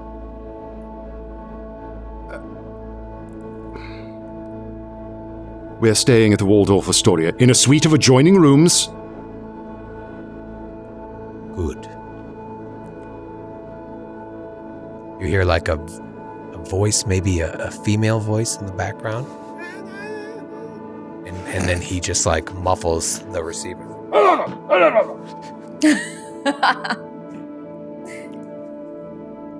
We will get back to you, Mr. Villiers. Certainly. By telegram or letter, care of the Waldorf, or here is the number.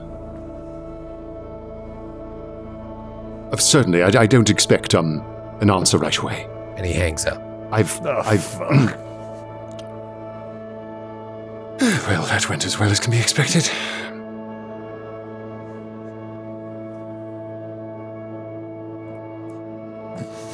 This is amazing.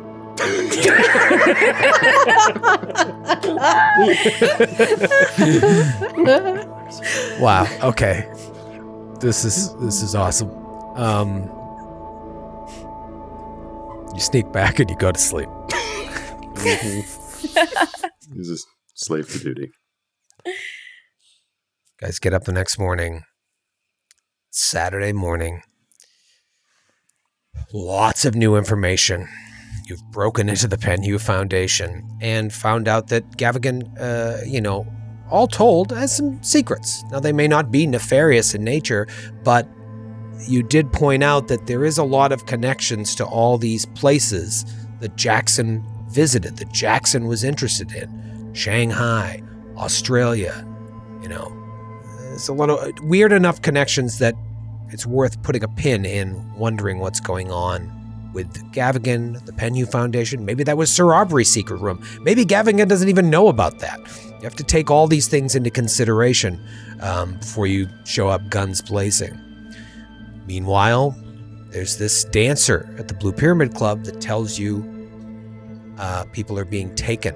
Are they being taken to be killed? Where are they being taken outside of the city? Does this have any relation to what went on in Derbyshire? And that this spice dealer that was a possible lead for Barrington, who he dismissed, may be the one behind all of this. How reliable are your sources? How reliable is your information? You're not sure. But it seems like you want to check out Fairuz and Sons, at least call to see if you can get a hold of them. If not, stop by, or then last resort, break in and read their records as usual, Mystery Squad style. Sounds like you want to pay a visit to Empire Spices, or at least stake them out. What else? And Oh, sorry. I was going to say plan a visit probably to one of these the Article's murders, because it's further away, so we'd probably not just show up, Okay. See if those dates match up at all. After, I'd say 9 a.m., once you feel comfortable to make a phone call, do you want to give Fairuz and Sons a ring?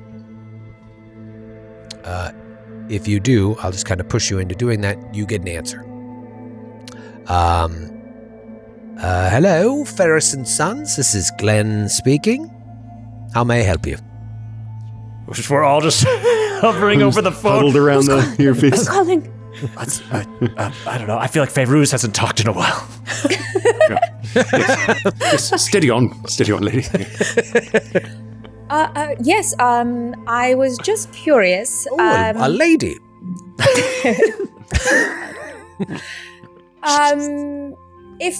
If one was to acquire your services, what sort of rates do you have?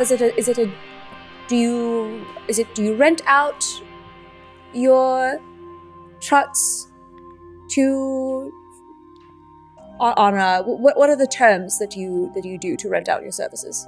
All right. Well, we have a number of different options. You can rent by the day, by the hour. Not many people do that for us, but we have had it. People are making small moves, or there are long-term rentals available as well. What were you into? What kind of project do you need a truck for? Well, you see, I am shipping some of my belongings as I am moving into the country. And so I would require some time to transport these things back and forth, you see. Oh, may I ask where you're coming from? From Germany. Germany? I thought I detected an accent. Welcome to jolly old England. Well, I am working on assimilating. How is my accent? Oh, so I'd never know. I'd think that you were American. But German. I guess I don't know enough Germans. I travel a lot. But my question to you is, would I necessarily need to have my own drivers? Would you be providing those, or what is your policy? No, we just rent the trucks. We don't have drivers available. So when you rent the truck, you get the entire truck. Now, would this be, if it's Germany, it would be from the train station? You must have a lot of things being shipped over that you need one of our trucks. You know, we mainly deal with commercial, but you know, if you can pay our rates, we can do whatever. We would just need someone that would know how to handle a truck of this size. Right. Well, and then I just kind of like put my hand over the receiver. Well, was there anything? What it seems as though If they don't provide drivers, then that tells me they don't keep a log of where things are picked up and dropped off. Oh, do they take? He puts his hand over the receiver. I think we're going to sell a truck to someone. We can finally pay for our kids' medication. German woman. And how do you calculate your rates? Do you put a log of your travel? How is it that you keep track of these things? No, well, you mark down the mileage upon taking the truck, and then we check the mileage on return. At that point, it's your truck. You know, I always enjoy seeing a Fairuz and Sons truck out there, and I do catch them from time to time in my travels. I'll see a Fairuz and Sons truck. It's, you know, my father started the business, and I took it over. I'm Glenn Ferris you're actually speaking to. Glenn Fair, pleasure. Yes. And as I'm like, Can we go and see the trucks? Where are may I? I'm not quite sure. Yes. To be honest, your services came highly recommended, but I would just like to. Is it possible for me to stop by just to see your trucks and if this would be something suitable for my needs, or would that be? Absolutely. Yeah, we're open now until 5. I'll be here till 5. You can come on by and see if the truck will suit your needs. Absolutely. Lovely. Do I need an appointment, or shall I just stop by? Just come on by. I'm here all day. Just ask for Glenn. Perfect. Well, thank you so much, Glenn. We should be stopping by sometime today. It's Glenn, by the way. What did I say? I thought you said Gwen. Oh, I'm Glenn. man. Sure. Glenn. Yes. Glem. It was lovely to meet you, Glem. I'm sorry, are you saying Glem? It's Glenn with an N. Yes, that's what I Glem said. isn't a name. First I thought you called me Gwen, now you're calling me Glem. Anyhow, I can't wait to see you. I'll look for a German woman, and I'll know it's you. Right. My name is Margot, and I look forward to meeting you. All right, Miss Margot. Good day. Click. Nailed it. That was so fun. Oh, I love It always starting the is. morning with fun jokes. Yes. There's a knock on the hotel room door. Oh, How now? Yeah. Walk over and set the chain and open it up. Like, yes, hello. And there's like a bellhop, and he has a small box in his hands, and he says, "Delivery." Yes, I'll open the door, accept the box. Yes, thank you very much. Tip him. Have a good day. And he leaves. And you have this small box about the size of a loaf of bread. Is there anything on it that says where it's from, or? or lizard apes on the side. Nondescript. It just has your name, Villiers, your last name, and your room number. Huh. Okay, I pop the top. It's your business cards. Yes, perfect. Here we are. And he'll, like, and they're very Art Deco, and it just says, Mystery Squad Est 1923, right? 1923. Oh, 3. Yeah, that's what we're. And then per request. The first name is Tillinghast, and then subsequently every other name is in order of alphabet. Let's see. Good work here, Vaughn. Man, Tillinghast, someone should Gibran, do some fan art just of Sour our business Villiers. cards. Sounds like a law firm. Like, what is the Mystery Squad? Well, that's the point. You ask. That's marketing 101. You get it. They look at it and they want to know more, and more importantly, they'll come to me to ask. Great work, Double V. Very little other information. Very little. I mean, it seems to me that we'll be not to be too ambitious, but I dare say, and the Mystery Squad, if we continue this journey, may not keep regular accommodations. So we can perhaps customize these as we move around London and perhaps the world. I love it. I'm going to get a lanyard. We should have put a worldwide somewhere. Missed opportunity. You put worldwide, it's instant credibility. You're like, oh, fuck, you're all over the world. Yes. Prestige worldwide. Yeah. Yes. Mr. Worldwide. Global. We'll have to verbally remind them each time. Yeah, Right. we're all over the world. We're everywhere. Yes, worldwide. Right on in our contact. Vaughn, I was just trying to fall asleep last night. I felt like I heard you jibber-jabbering on the phone. What were you doing? Was I loud? Just, you know. Who are you reaching at that hour? Oh, I know, terribly, terribly late, but, just my, set up an answering service, you know, so, take a message while we're out. Nothing of any import. All right, then. That's fine. I don't actually care. How's you roll? Yeah, everyone that sounds very reasonable. All right, yeah, I actually didn't give a shit. I just, making conversation. So we do know that they do not hire out their own drivers. So we could assume that these drivers are either from the Penhew Foundation themselves, which seems a little unlikely, or perhaps associated with the Pyramid Club. Yes, it seems to me that the Pyramid Club and the Penhew Foundation form a sort of axis, where these two organizations are a front. Speaking only theoretically, of course, for this brotherhood. By the way, we also don't necessarily have to wait until the third Tuesday or whatever if we just want to stake out Penhew again until another Ferris Brothers truck shows up. Could be another option, and then just follow that. It's true. That is an option. We could stake out the spice shop, which I'd be interested in doing. Mm-hmm. I'm curious as well about this spice shop. Yeleshia Sam, the poor, downright raving dancer who we met the other evening, was rather hysterical about what she saw as the evil of the proprietress of that spice shop. Right. Yeah, we don't want anyone else to die. Should we split up again? Picture of her now in the sidebar, if you can see. Yeleshia Essam. Oh, yeah. Should we split up again, or should we go to the spice shop together and then go to the van place together? I don't see a need to split up, really. Yeah, also, I mean, are we going to... I know that Glem seems so cool. Is it... Look, no one's denying. Glem's awesome.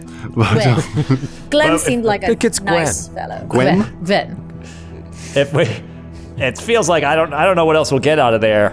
To me, it seems like a dead end. Well, I'm hoping that, like, if more than one person goes, we can distract him and someone can go into the office. I know, but it sounds like they're not even, like, keeping track of... They're just getting mileage, and that's it. So I don't know. It'd be tough to be like, oh, shit. Well, especially since they probably haven't returned the truck yet. We don't even know how many miles they're going. It would be interesting. Yes. The only question I wish I would have asked is if... The only thing I'd like to know, since it seems we wouldn't know the precise locations that their rental trucks went, we could know if the Penhew Foundation rents a truck like that at a rate of once a month. Well, the thing we got... Didn't the thing we get say it was like a 6-month total rental or whatever? They just got it for a big chunk. Then in that case, yes, then we have, I suppose, the information that Ferris would be able to give us. Yeah. Sorry, what were you going to say, Favors? Those murders that occurred outside of London, in addition to finding the time of the month that occurred, it would be interesting to know if that was that within 6 months, or was that prior? Yes. The Derbyshire murders? Yeah. Yeah, I don't think there was a date on any of the articles. No. This one would be, is it reward offered? It's police Nope. baffled Yeah, and police- it yes. almost had. It yes. almost had me, I think was one of them. But then the scoop reward offered is speaking of an unidentified it was this is my memory now that referenced in particular the Egyptian murders. And mentions Barrington, yeah. That's Yes. that's who we were Right. talking about. That was all in London. The Egyptian murders. The Egyptian murders. And we're not Yes. altogether certain that who we spoke to last night is altogether correct, that they are being taken outside of the city. It may very well be that they never leave it. That is very astute of you. And this woman didn't know. She didn't say, and she saw anything on the distinguishing on the truck, right? So we don't even know. No. Perhaps more than Mahoney, perhaps Barrington would be a better call for that. If he would disclose to us what he knows in his investigation of the Egyptian murders, if they occur at discoveries of the bodies are made at regular intervals, then we would be able to connect what's occurring at the Blue Pyramid Right. to I But feel like regardless. Oh, sorry. Well, I feel like based on our last interaction with him, we would need to show up with some evidence because he did not seem very charmed by us. well, one of us in particular. Yeah, someone tripped over their own tongue. Yes, I think knocked his inkwell onto his blotter. But you are correct, Margot, in that we did make some or offer some sort of bargain. That he seemed like he would be more helpful to us if we did bring something useful. And also not to be the resident criminal, but just because we met a cop in the States that we ended up trusting doesn't necessarily mean this one we can trust. I don't know. Let's not get lulled into a false sense of trust in cops. Right. You know what I mean? Yes, we've learned all too well. Well, whether they are connected or not, there's still something nefarious happening with them. Yes. With this truck service, with this club, with people being whisked away, some of them not being seen. Let's see about this spice house. To me, that is the most intriguing and the most connected to the interview that Ms. Braun and I conducted last evening. Yes. Maybe we will find things out there and want to go to the van place after.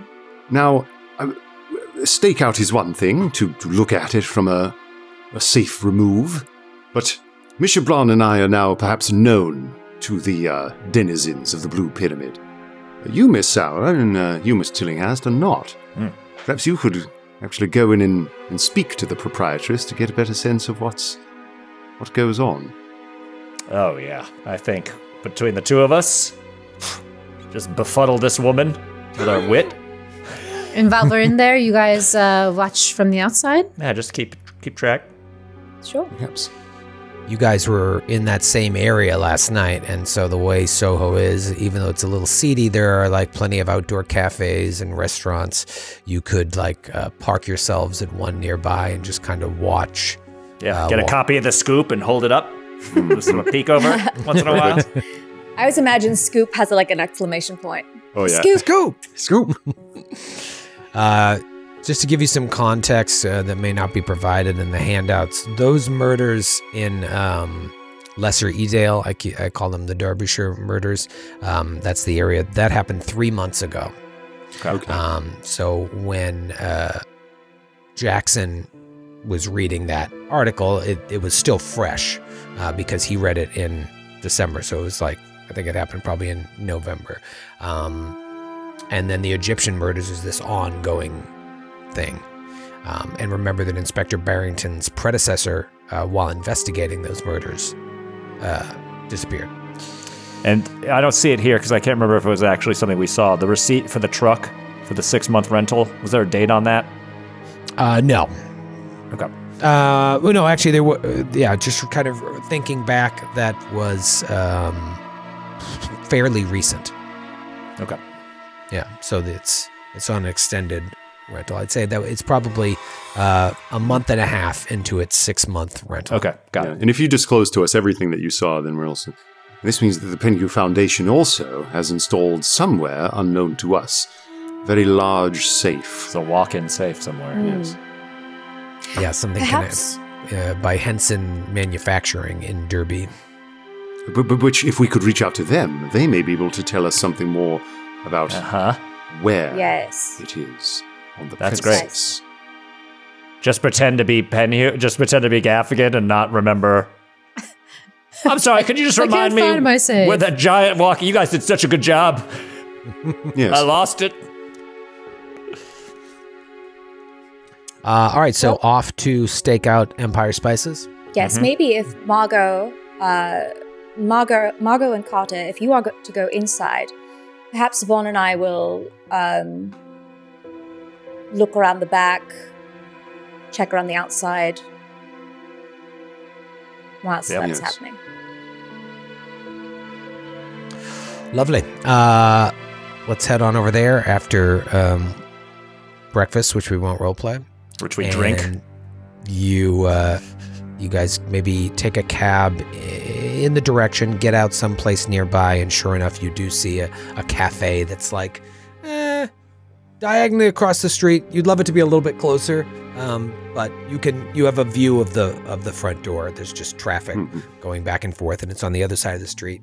A couple storefronts down, and you see a two-story building at 76 Wardour Street in Soho. There's a big sign for Empire Spices. It looks like there's a store on the first floor and maybe an apartment on the second. But you get the sense that the whole building is Empire Spices. So Just keep revealing places we can break into. Right. Just keep peeling back the layers. What do you do there, Margot and Carter? You just roll on in? Well, what is your game plan? What are you going to tell them, Will? Well, here's the deal. We're a married couple who are looking to start cooking more. So we want to I don't have a ring. She's not going to believe that I'm married. Shit. You Vaughn, can't you don't just have that pretend ring it's on we're you. married.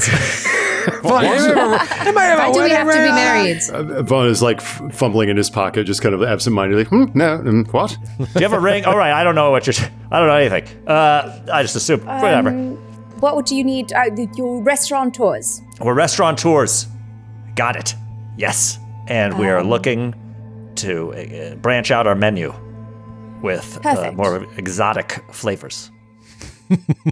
I think that's good enough. Let's go! And Carter just Perfect grabs cover story. Margot's hand and starts walking in. All right, you walk in, and right as you open the door, both of your noses are treated to a myriad of pleasant smells. Ah! It's very, very pungent, but it's not like it's not bad. It's actually very, very nice, even though like there's a lot going on.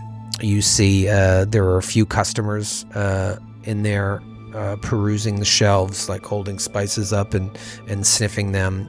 And all along the walls are shelves with jars of spices, and then underneath are like drawers that you can pull out for probably like dried spices. And everything is labeled, alphabetically for the most part. It looks like there's a system. And you see this beautiful tan-skinned, slender woman with long dark hair and enchanting green eyes speaking to one of the customers. She's wearing this long, skin-tight black dress. Carter and Margot, she's one of the most beautiful women you've ever seen in your life.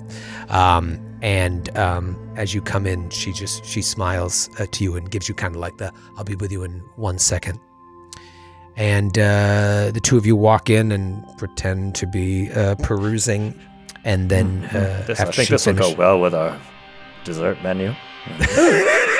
She finishes up with a customer. She comes over and she says, "Greetings. May I help you find something?" Hi, yes. Oh, sorry. Oh, no. Go ahead. We are restaurateurs who are visiting from the United States.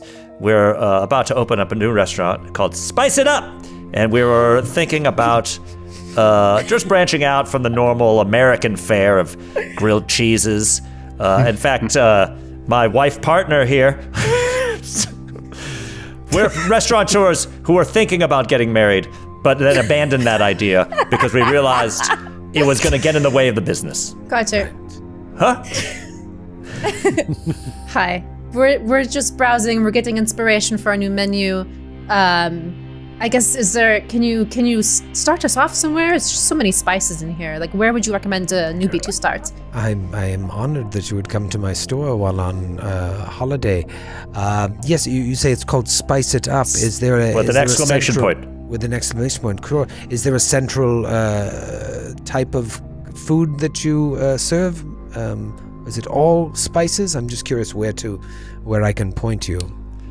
Well, I think that's kind of up for debate currently. You know, originally I just wanted to make it all Reubens, but that was quickly shot down. He pretends to like looking at Margot. But so no, honestly, we're riding the wave of flavor here. We're just trying to figure out what we see could inspire something new. And, you know, we could also name a menu item after you, should you point us in the right direction. Well, that's very kind. But I aim to please. If it is Reubens you are interested in, we do have some exotic caraway seed. That sounds delightful. It's probably not something you could find in America, the type of seed that I have. It would make a very interesting sauerkraut, which I believe is from your homeland. I'm detecting a German accent? Yes. I love sauerkrauts. We all do. Oh, yes, it's not something I do enjoy fermented foods, but it is not a common part of my diet. Anyhow, so many probiotics, you should get on board. Yes, I hear it is very good for you. But please come over here and you are welcome. And she shows you these tiny little spoons. She's like, you can sample, but please take small amounts. And you just put the spoon in and then pour it onto your finger to keep the spoons clean for the next customer. And then you can taste the spices. And if there's anything else I can help you with, I'm at your service. Thank you so much. This is very helpful. We'll be exploring. Welcome, and welcome to London. She goes back and walks over towards the counter, and there's like a curtain, and she pushes the curtain aside and goes into a back room. So, like, as we're fake perusing, just kind of like looking around the store, does anything stand out? Is it really just spices out here? It looks like a lot of spices, like overwhelming. And so if you want to make it clear that you guys know what you're doing, it'll be pretty clear that you're lost if you're not constantly trying things. But yeah, it appears to just be spices. The only thing that really stands out is there's this, like, I don't know if he's teenager or just early 20s. Early 20s, mid-20s, lanky kid in scruffy overalls, who looks to be possibly Egyptian as well. Same tone as the proprietor, and he's just kind of bopping around, moving boxes and doing stuff. But they look to be the only two employees. And there are other people there, maybe chefs, probably not American German business people looking for rare spices. But yeah, it just looks like a spice shop. But there is a back room, obviously, and you do see at one point when she comes back out stairs leading up to, which from the outside look like an apartment, but nothing jumping out at you guys. Okay. The back room is the same room that she's gone into? Yeah. Okay. Shit. Oh. Man, you really should have thought this out more. Well, it's not everywhere's going to be the Juju house. I mean, it's true. Just spices, and then there's a back room, and that's obviously where we want to be, and we can't be there right now. Okay, so what we know right now, or what we think we know about this woman, is that she's human trafficking people, potentially straight to a location where they die. So how do we get information about this? Let's see here. By breaking into her apartment. I think it's a great idea. How do we? We can try to distract her. I don't think there's any way one of us can distract this woman long enough. Let's purchase the spice, and then we'll be very close to the curtain. You see the hours are from 9 to 5. So if you did want to break in, you would come back under the cover of night. But yeah, just standing there, you think it would be pretty tricky to get back there. However, if you want to get a closer look on the sly, you could peruse the shelves nearby there. And at a certain point, that young man is carrying some boxes back there. And so the curtain moves again, and you see it looks like a long hallway that stretches all the way to the back. The staircase, like I mentioned, leading up. And then there's like 4 doors that are all closed. So like 4 other rooms off of that hallway. So it's a pretty big place, and the spice shop only takes up a very small portion of it. And sorry, each of those doors are different, like apartments, or it's just like an apartment that has this upstairs there are area? other rooms. They could be storage. It could be an office. Okay. They're closed, so it's hard to tell, but it's a pretty big space with the apartment above as well, and it's pretty clear that those stairs lead up directly to there. So the whole building is. Oh, got it. Okay, so I'm sorry. So these doors are on the ground floor that we saw. Okay. Yeah, looking past there, it's a hallway with 3 doors and a staircase leading up. Got it. We could purchase some spices and maybe try to chat her up, like, oh, it's just you have a lot of storage back there because the store is so small and... And also, do you rent a truck to move people? You've purchased such an interesting selection here. Yes. We grabbed a little bit of everything. I was thinking just mix it all up. Yes, it's very curious. If I'm ever in, where is your restaurant? Well, we're looking to franchise it across various shopping malls across the United States. I see. So and do you have a main location? Topeka, Kansas. Topeka. Well, if I ever find myself in Topeka, I'll be sure to... Don't bend over backwards to get over there, I'll tell you that. Check it out. All right. And she's like, anything else I can get you? No, just these spices. Right. Yeah. She's just like taking each thing and putting them in nice little bags for you. You must you can put them all in one. No, you don't want to mix them. They must be separated. Well, I don't mean any offense here, but we're on the cutting edge of American cuisine. I will leave that to you then to mix as you see fit. You were saying, madam? Oh, I was just saying the shop is so nice, and you must have so much stock in the backs there. It's just of spices, because it's just the shop is so small, but the building seems so large, and you must supply so much around here. It's great business. I've done very well for myself since coming over from Egypt. Yes. How long have you been in the country? I've been here for a few years now, and I started out with just a small cart for my spices at open-air markets and whatnot, and my connections to back home have made it a lot easier for things to be sent to me, and so I was able to provide certain spices that are a little more difficult to find, so restaurateurs, not just those of my culture, will come to me, and I very quickly expanded, as you can see. What part of Egypt, out of curiosity? She mentions the city that you've never heard of. If she said like Cairo, then it'd be right like Cairo. Just outside of Cairo is where I spent most of my life. They got pyramids there, in Egypt. Yes, they do. May I say that you're just as striking as the broken face of the Sphinx. That is very kind of you to say, I think. Man. All right. Well, here. Game.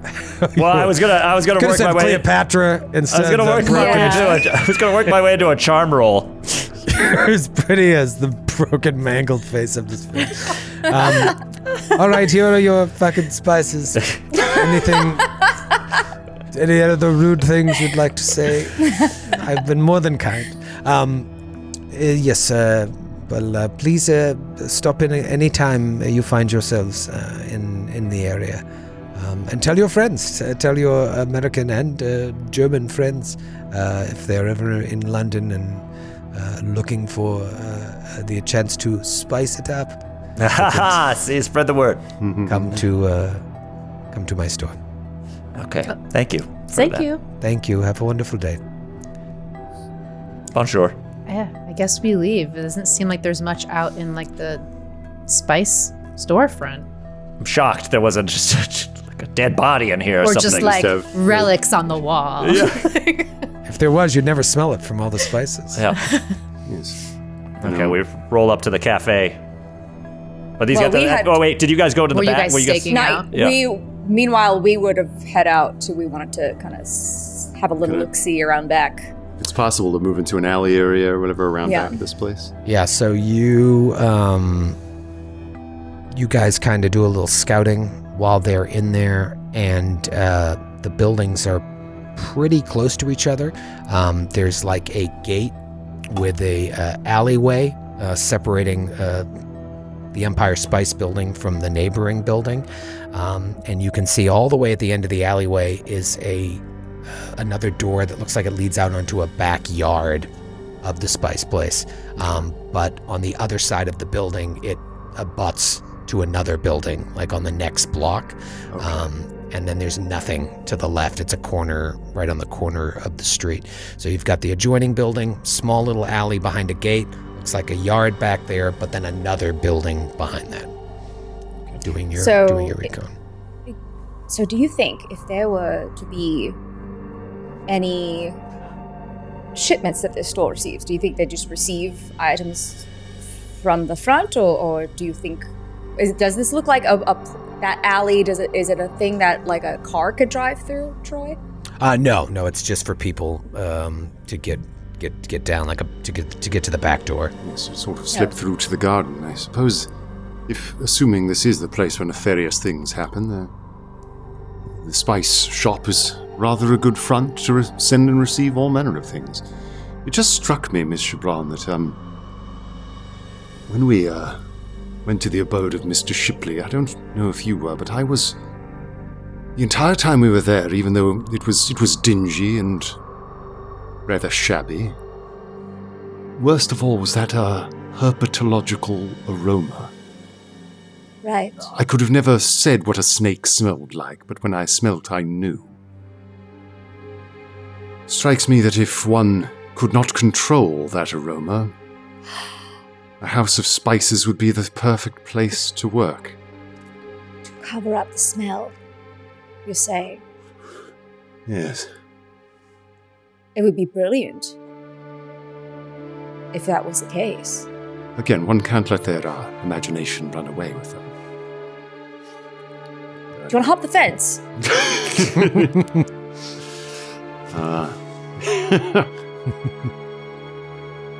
Yeah, sure. Give me a boost. Okay. I cup my hands and hoist you up over the gate. All right, so I'll just have you guys achieve that with ease without rolling. You hoist Vaughn over the gate? Or I guess I or you hoist Fairuz up first, and then I climb over myself. You climb. All right, so give me a climb roll, Vaughn.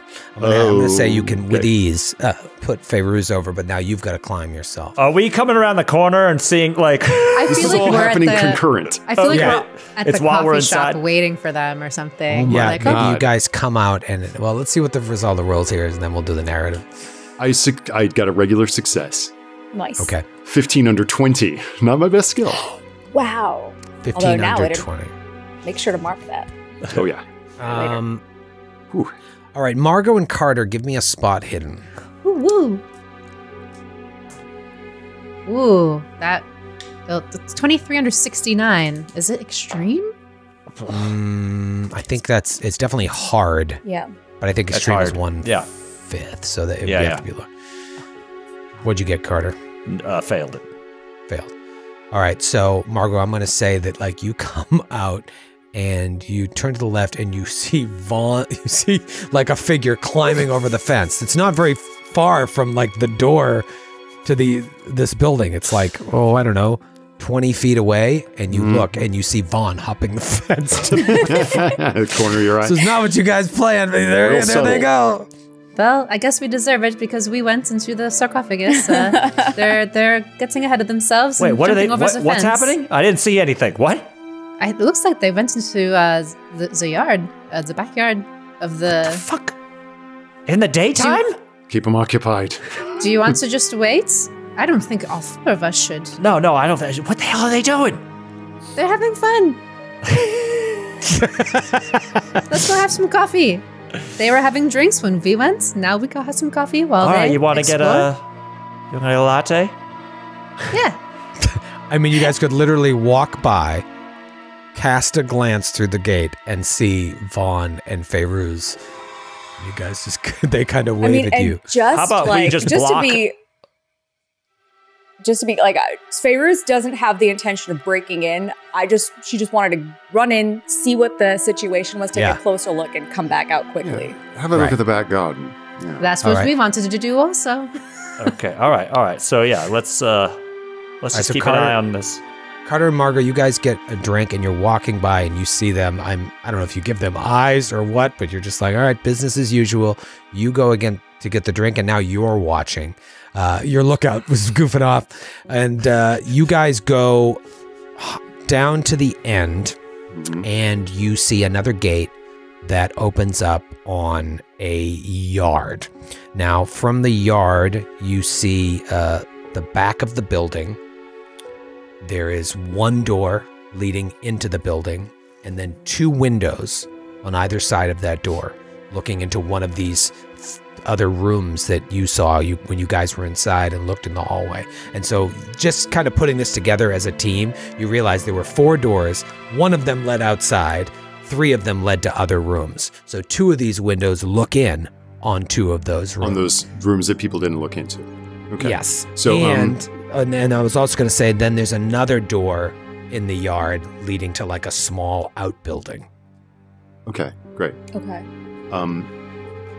So we've got to get over another gate to get into the backyard. Is that right? There's that gate that you're standing in front of. You can just open the door and walk right into the backyard. We'll quietly open that and crouch, kind of pressed against the back of the building. Just slowly roll across the lawn. And then kind of like clutch the sill and pop a eye up, see if we can peep into the window. Yeah. All right. Give me let's give me 2 stealth rolls. Okay. Oh dear. Such a low score for you, boy. Okay, that's a failure. Okay. What did I? Oh, I failed too, but I'm going to spend some luck. Okay. I'm going to spend 12 points of luck. Mine is too far of a leap to spend luck, so I think my only option is to push.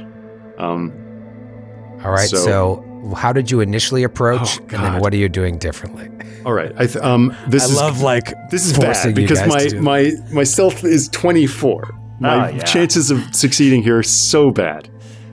I rolled an 83 over 24. But in order to make this not a fail, pushing is what I can do. Okay. So, push away. Here we go. So I think I like I said, I crouched.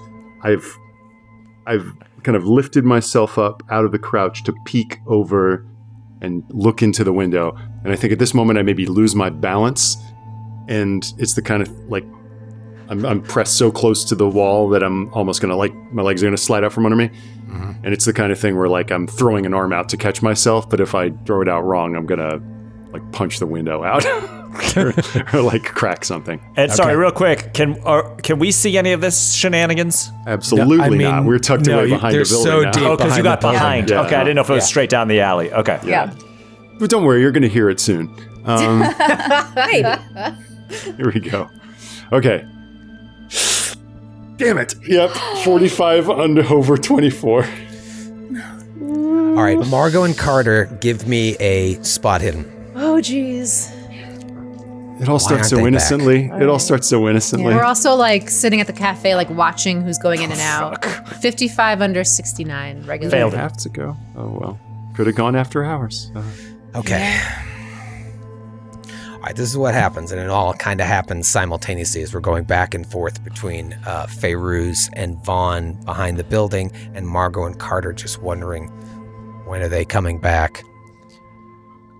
You try to catch yourself, Vaughn, and as you do, you step backwards and you slam your foot on a coal chute, There's like a coal chute that at first you didn't even see in the yard, and it's right in front of that window, and you hit it and it makes like a loud clang because it's hollow underneath. It's like you can drop coal straight into below the building, and it makes this loud clang. And Fairuz, as you're slyly peering into the window, the door opens to the room that you're peering into, and a figure like hears that noise and starts coming towards the window. Meanwhile, Carter and Margot, as you're standing there watching to see like, why aren't they back? Why aren't they back? Why aren't they back? What are they doing?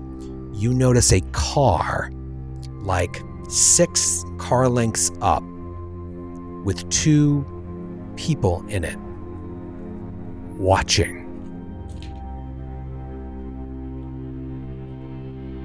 Are they watching you? Are they watching Empire Spices? Are they watching for what Fairuz and Vaughn are doing? You don't know. And maybe you'll know next week. I can't be sure. Yeah. Oh, How could you just can't be sure? There can only be one mystery squad. We must seek them out. Oh my god. That was a lot of fun. That was fun. I thought I was going down that coal like, woo! Oh, man. Oh, you were a You're just fumble covered away. in soot. Yeah. You just look like Dick Van Dyke. Yep. You were a fumble away going down that coal chute. Oh boy. Thank you, everybody. We'll see you next week. Amazing. Woo.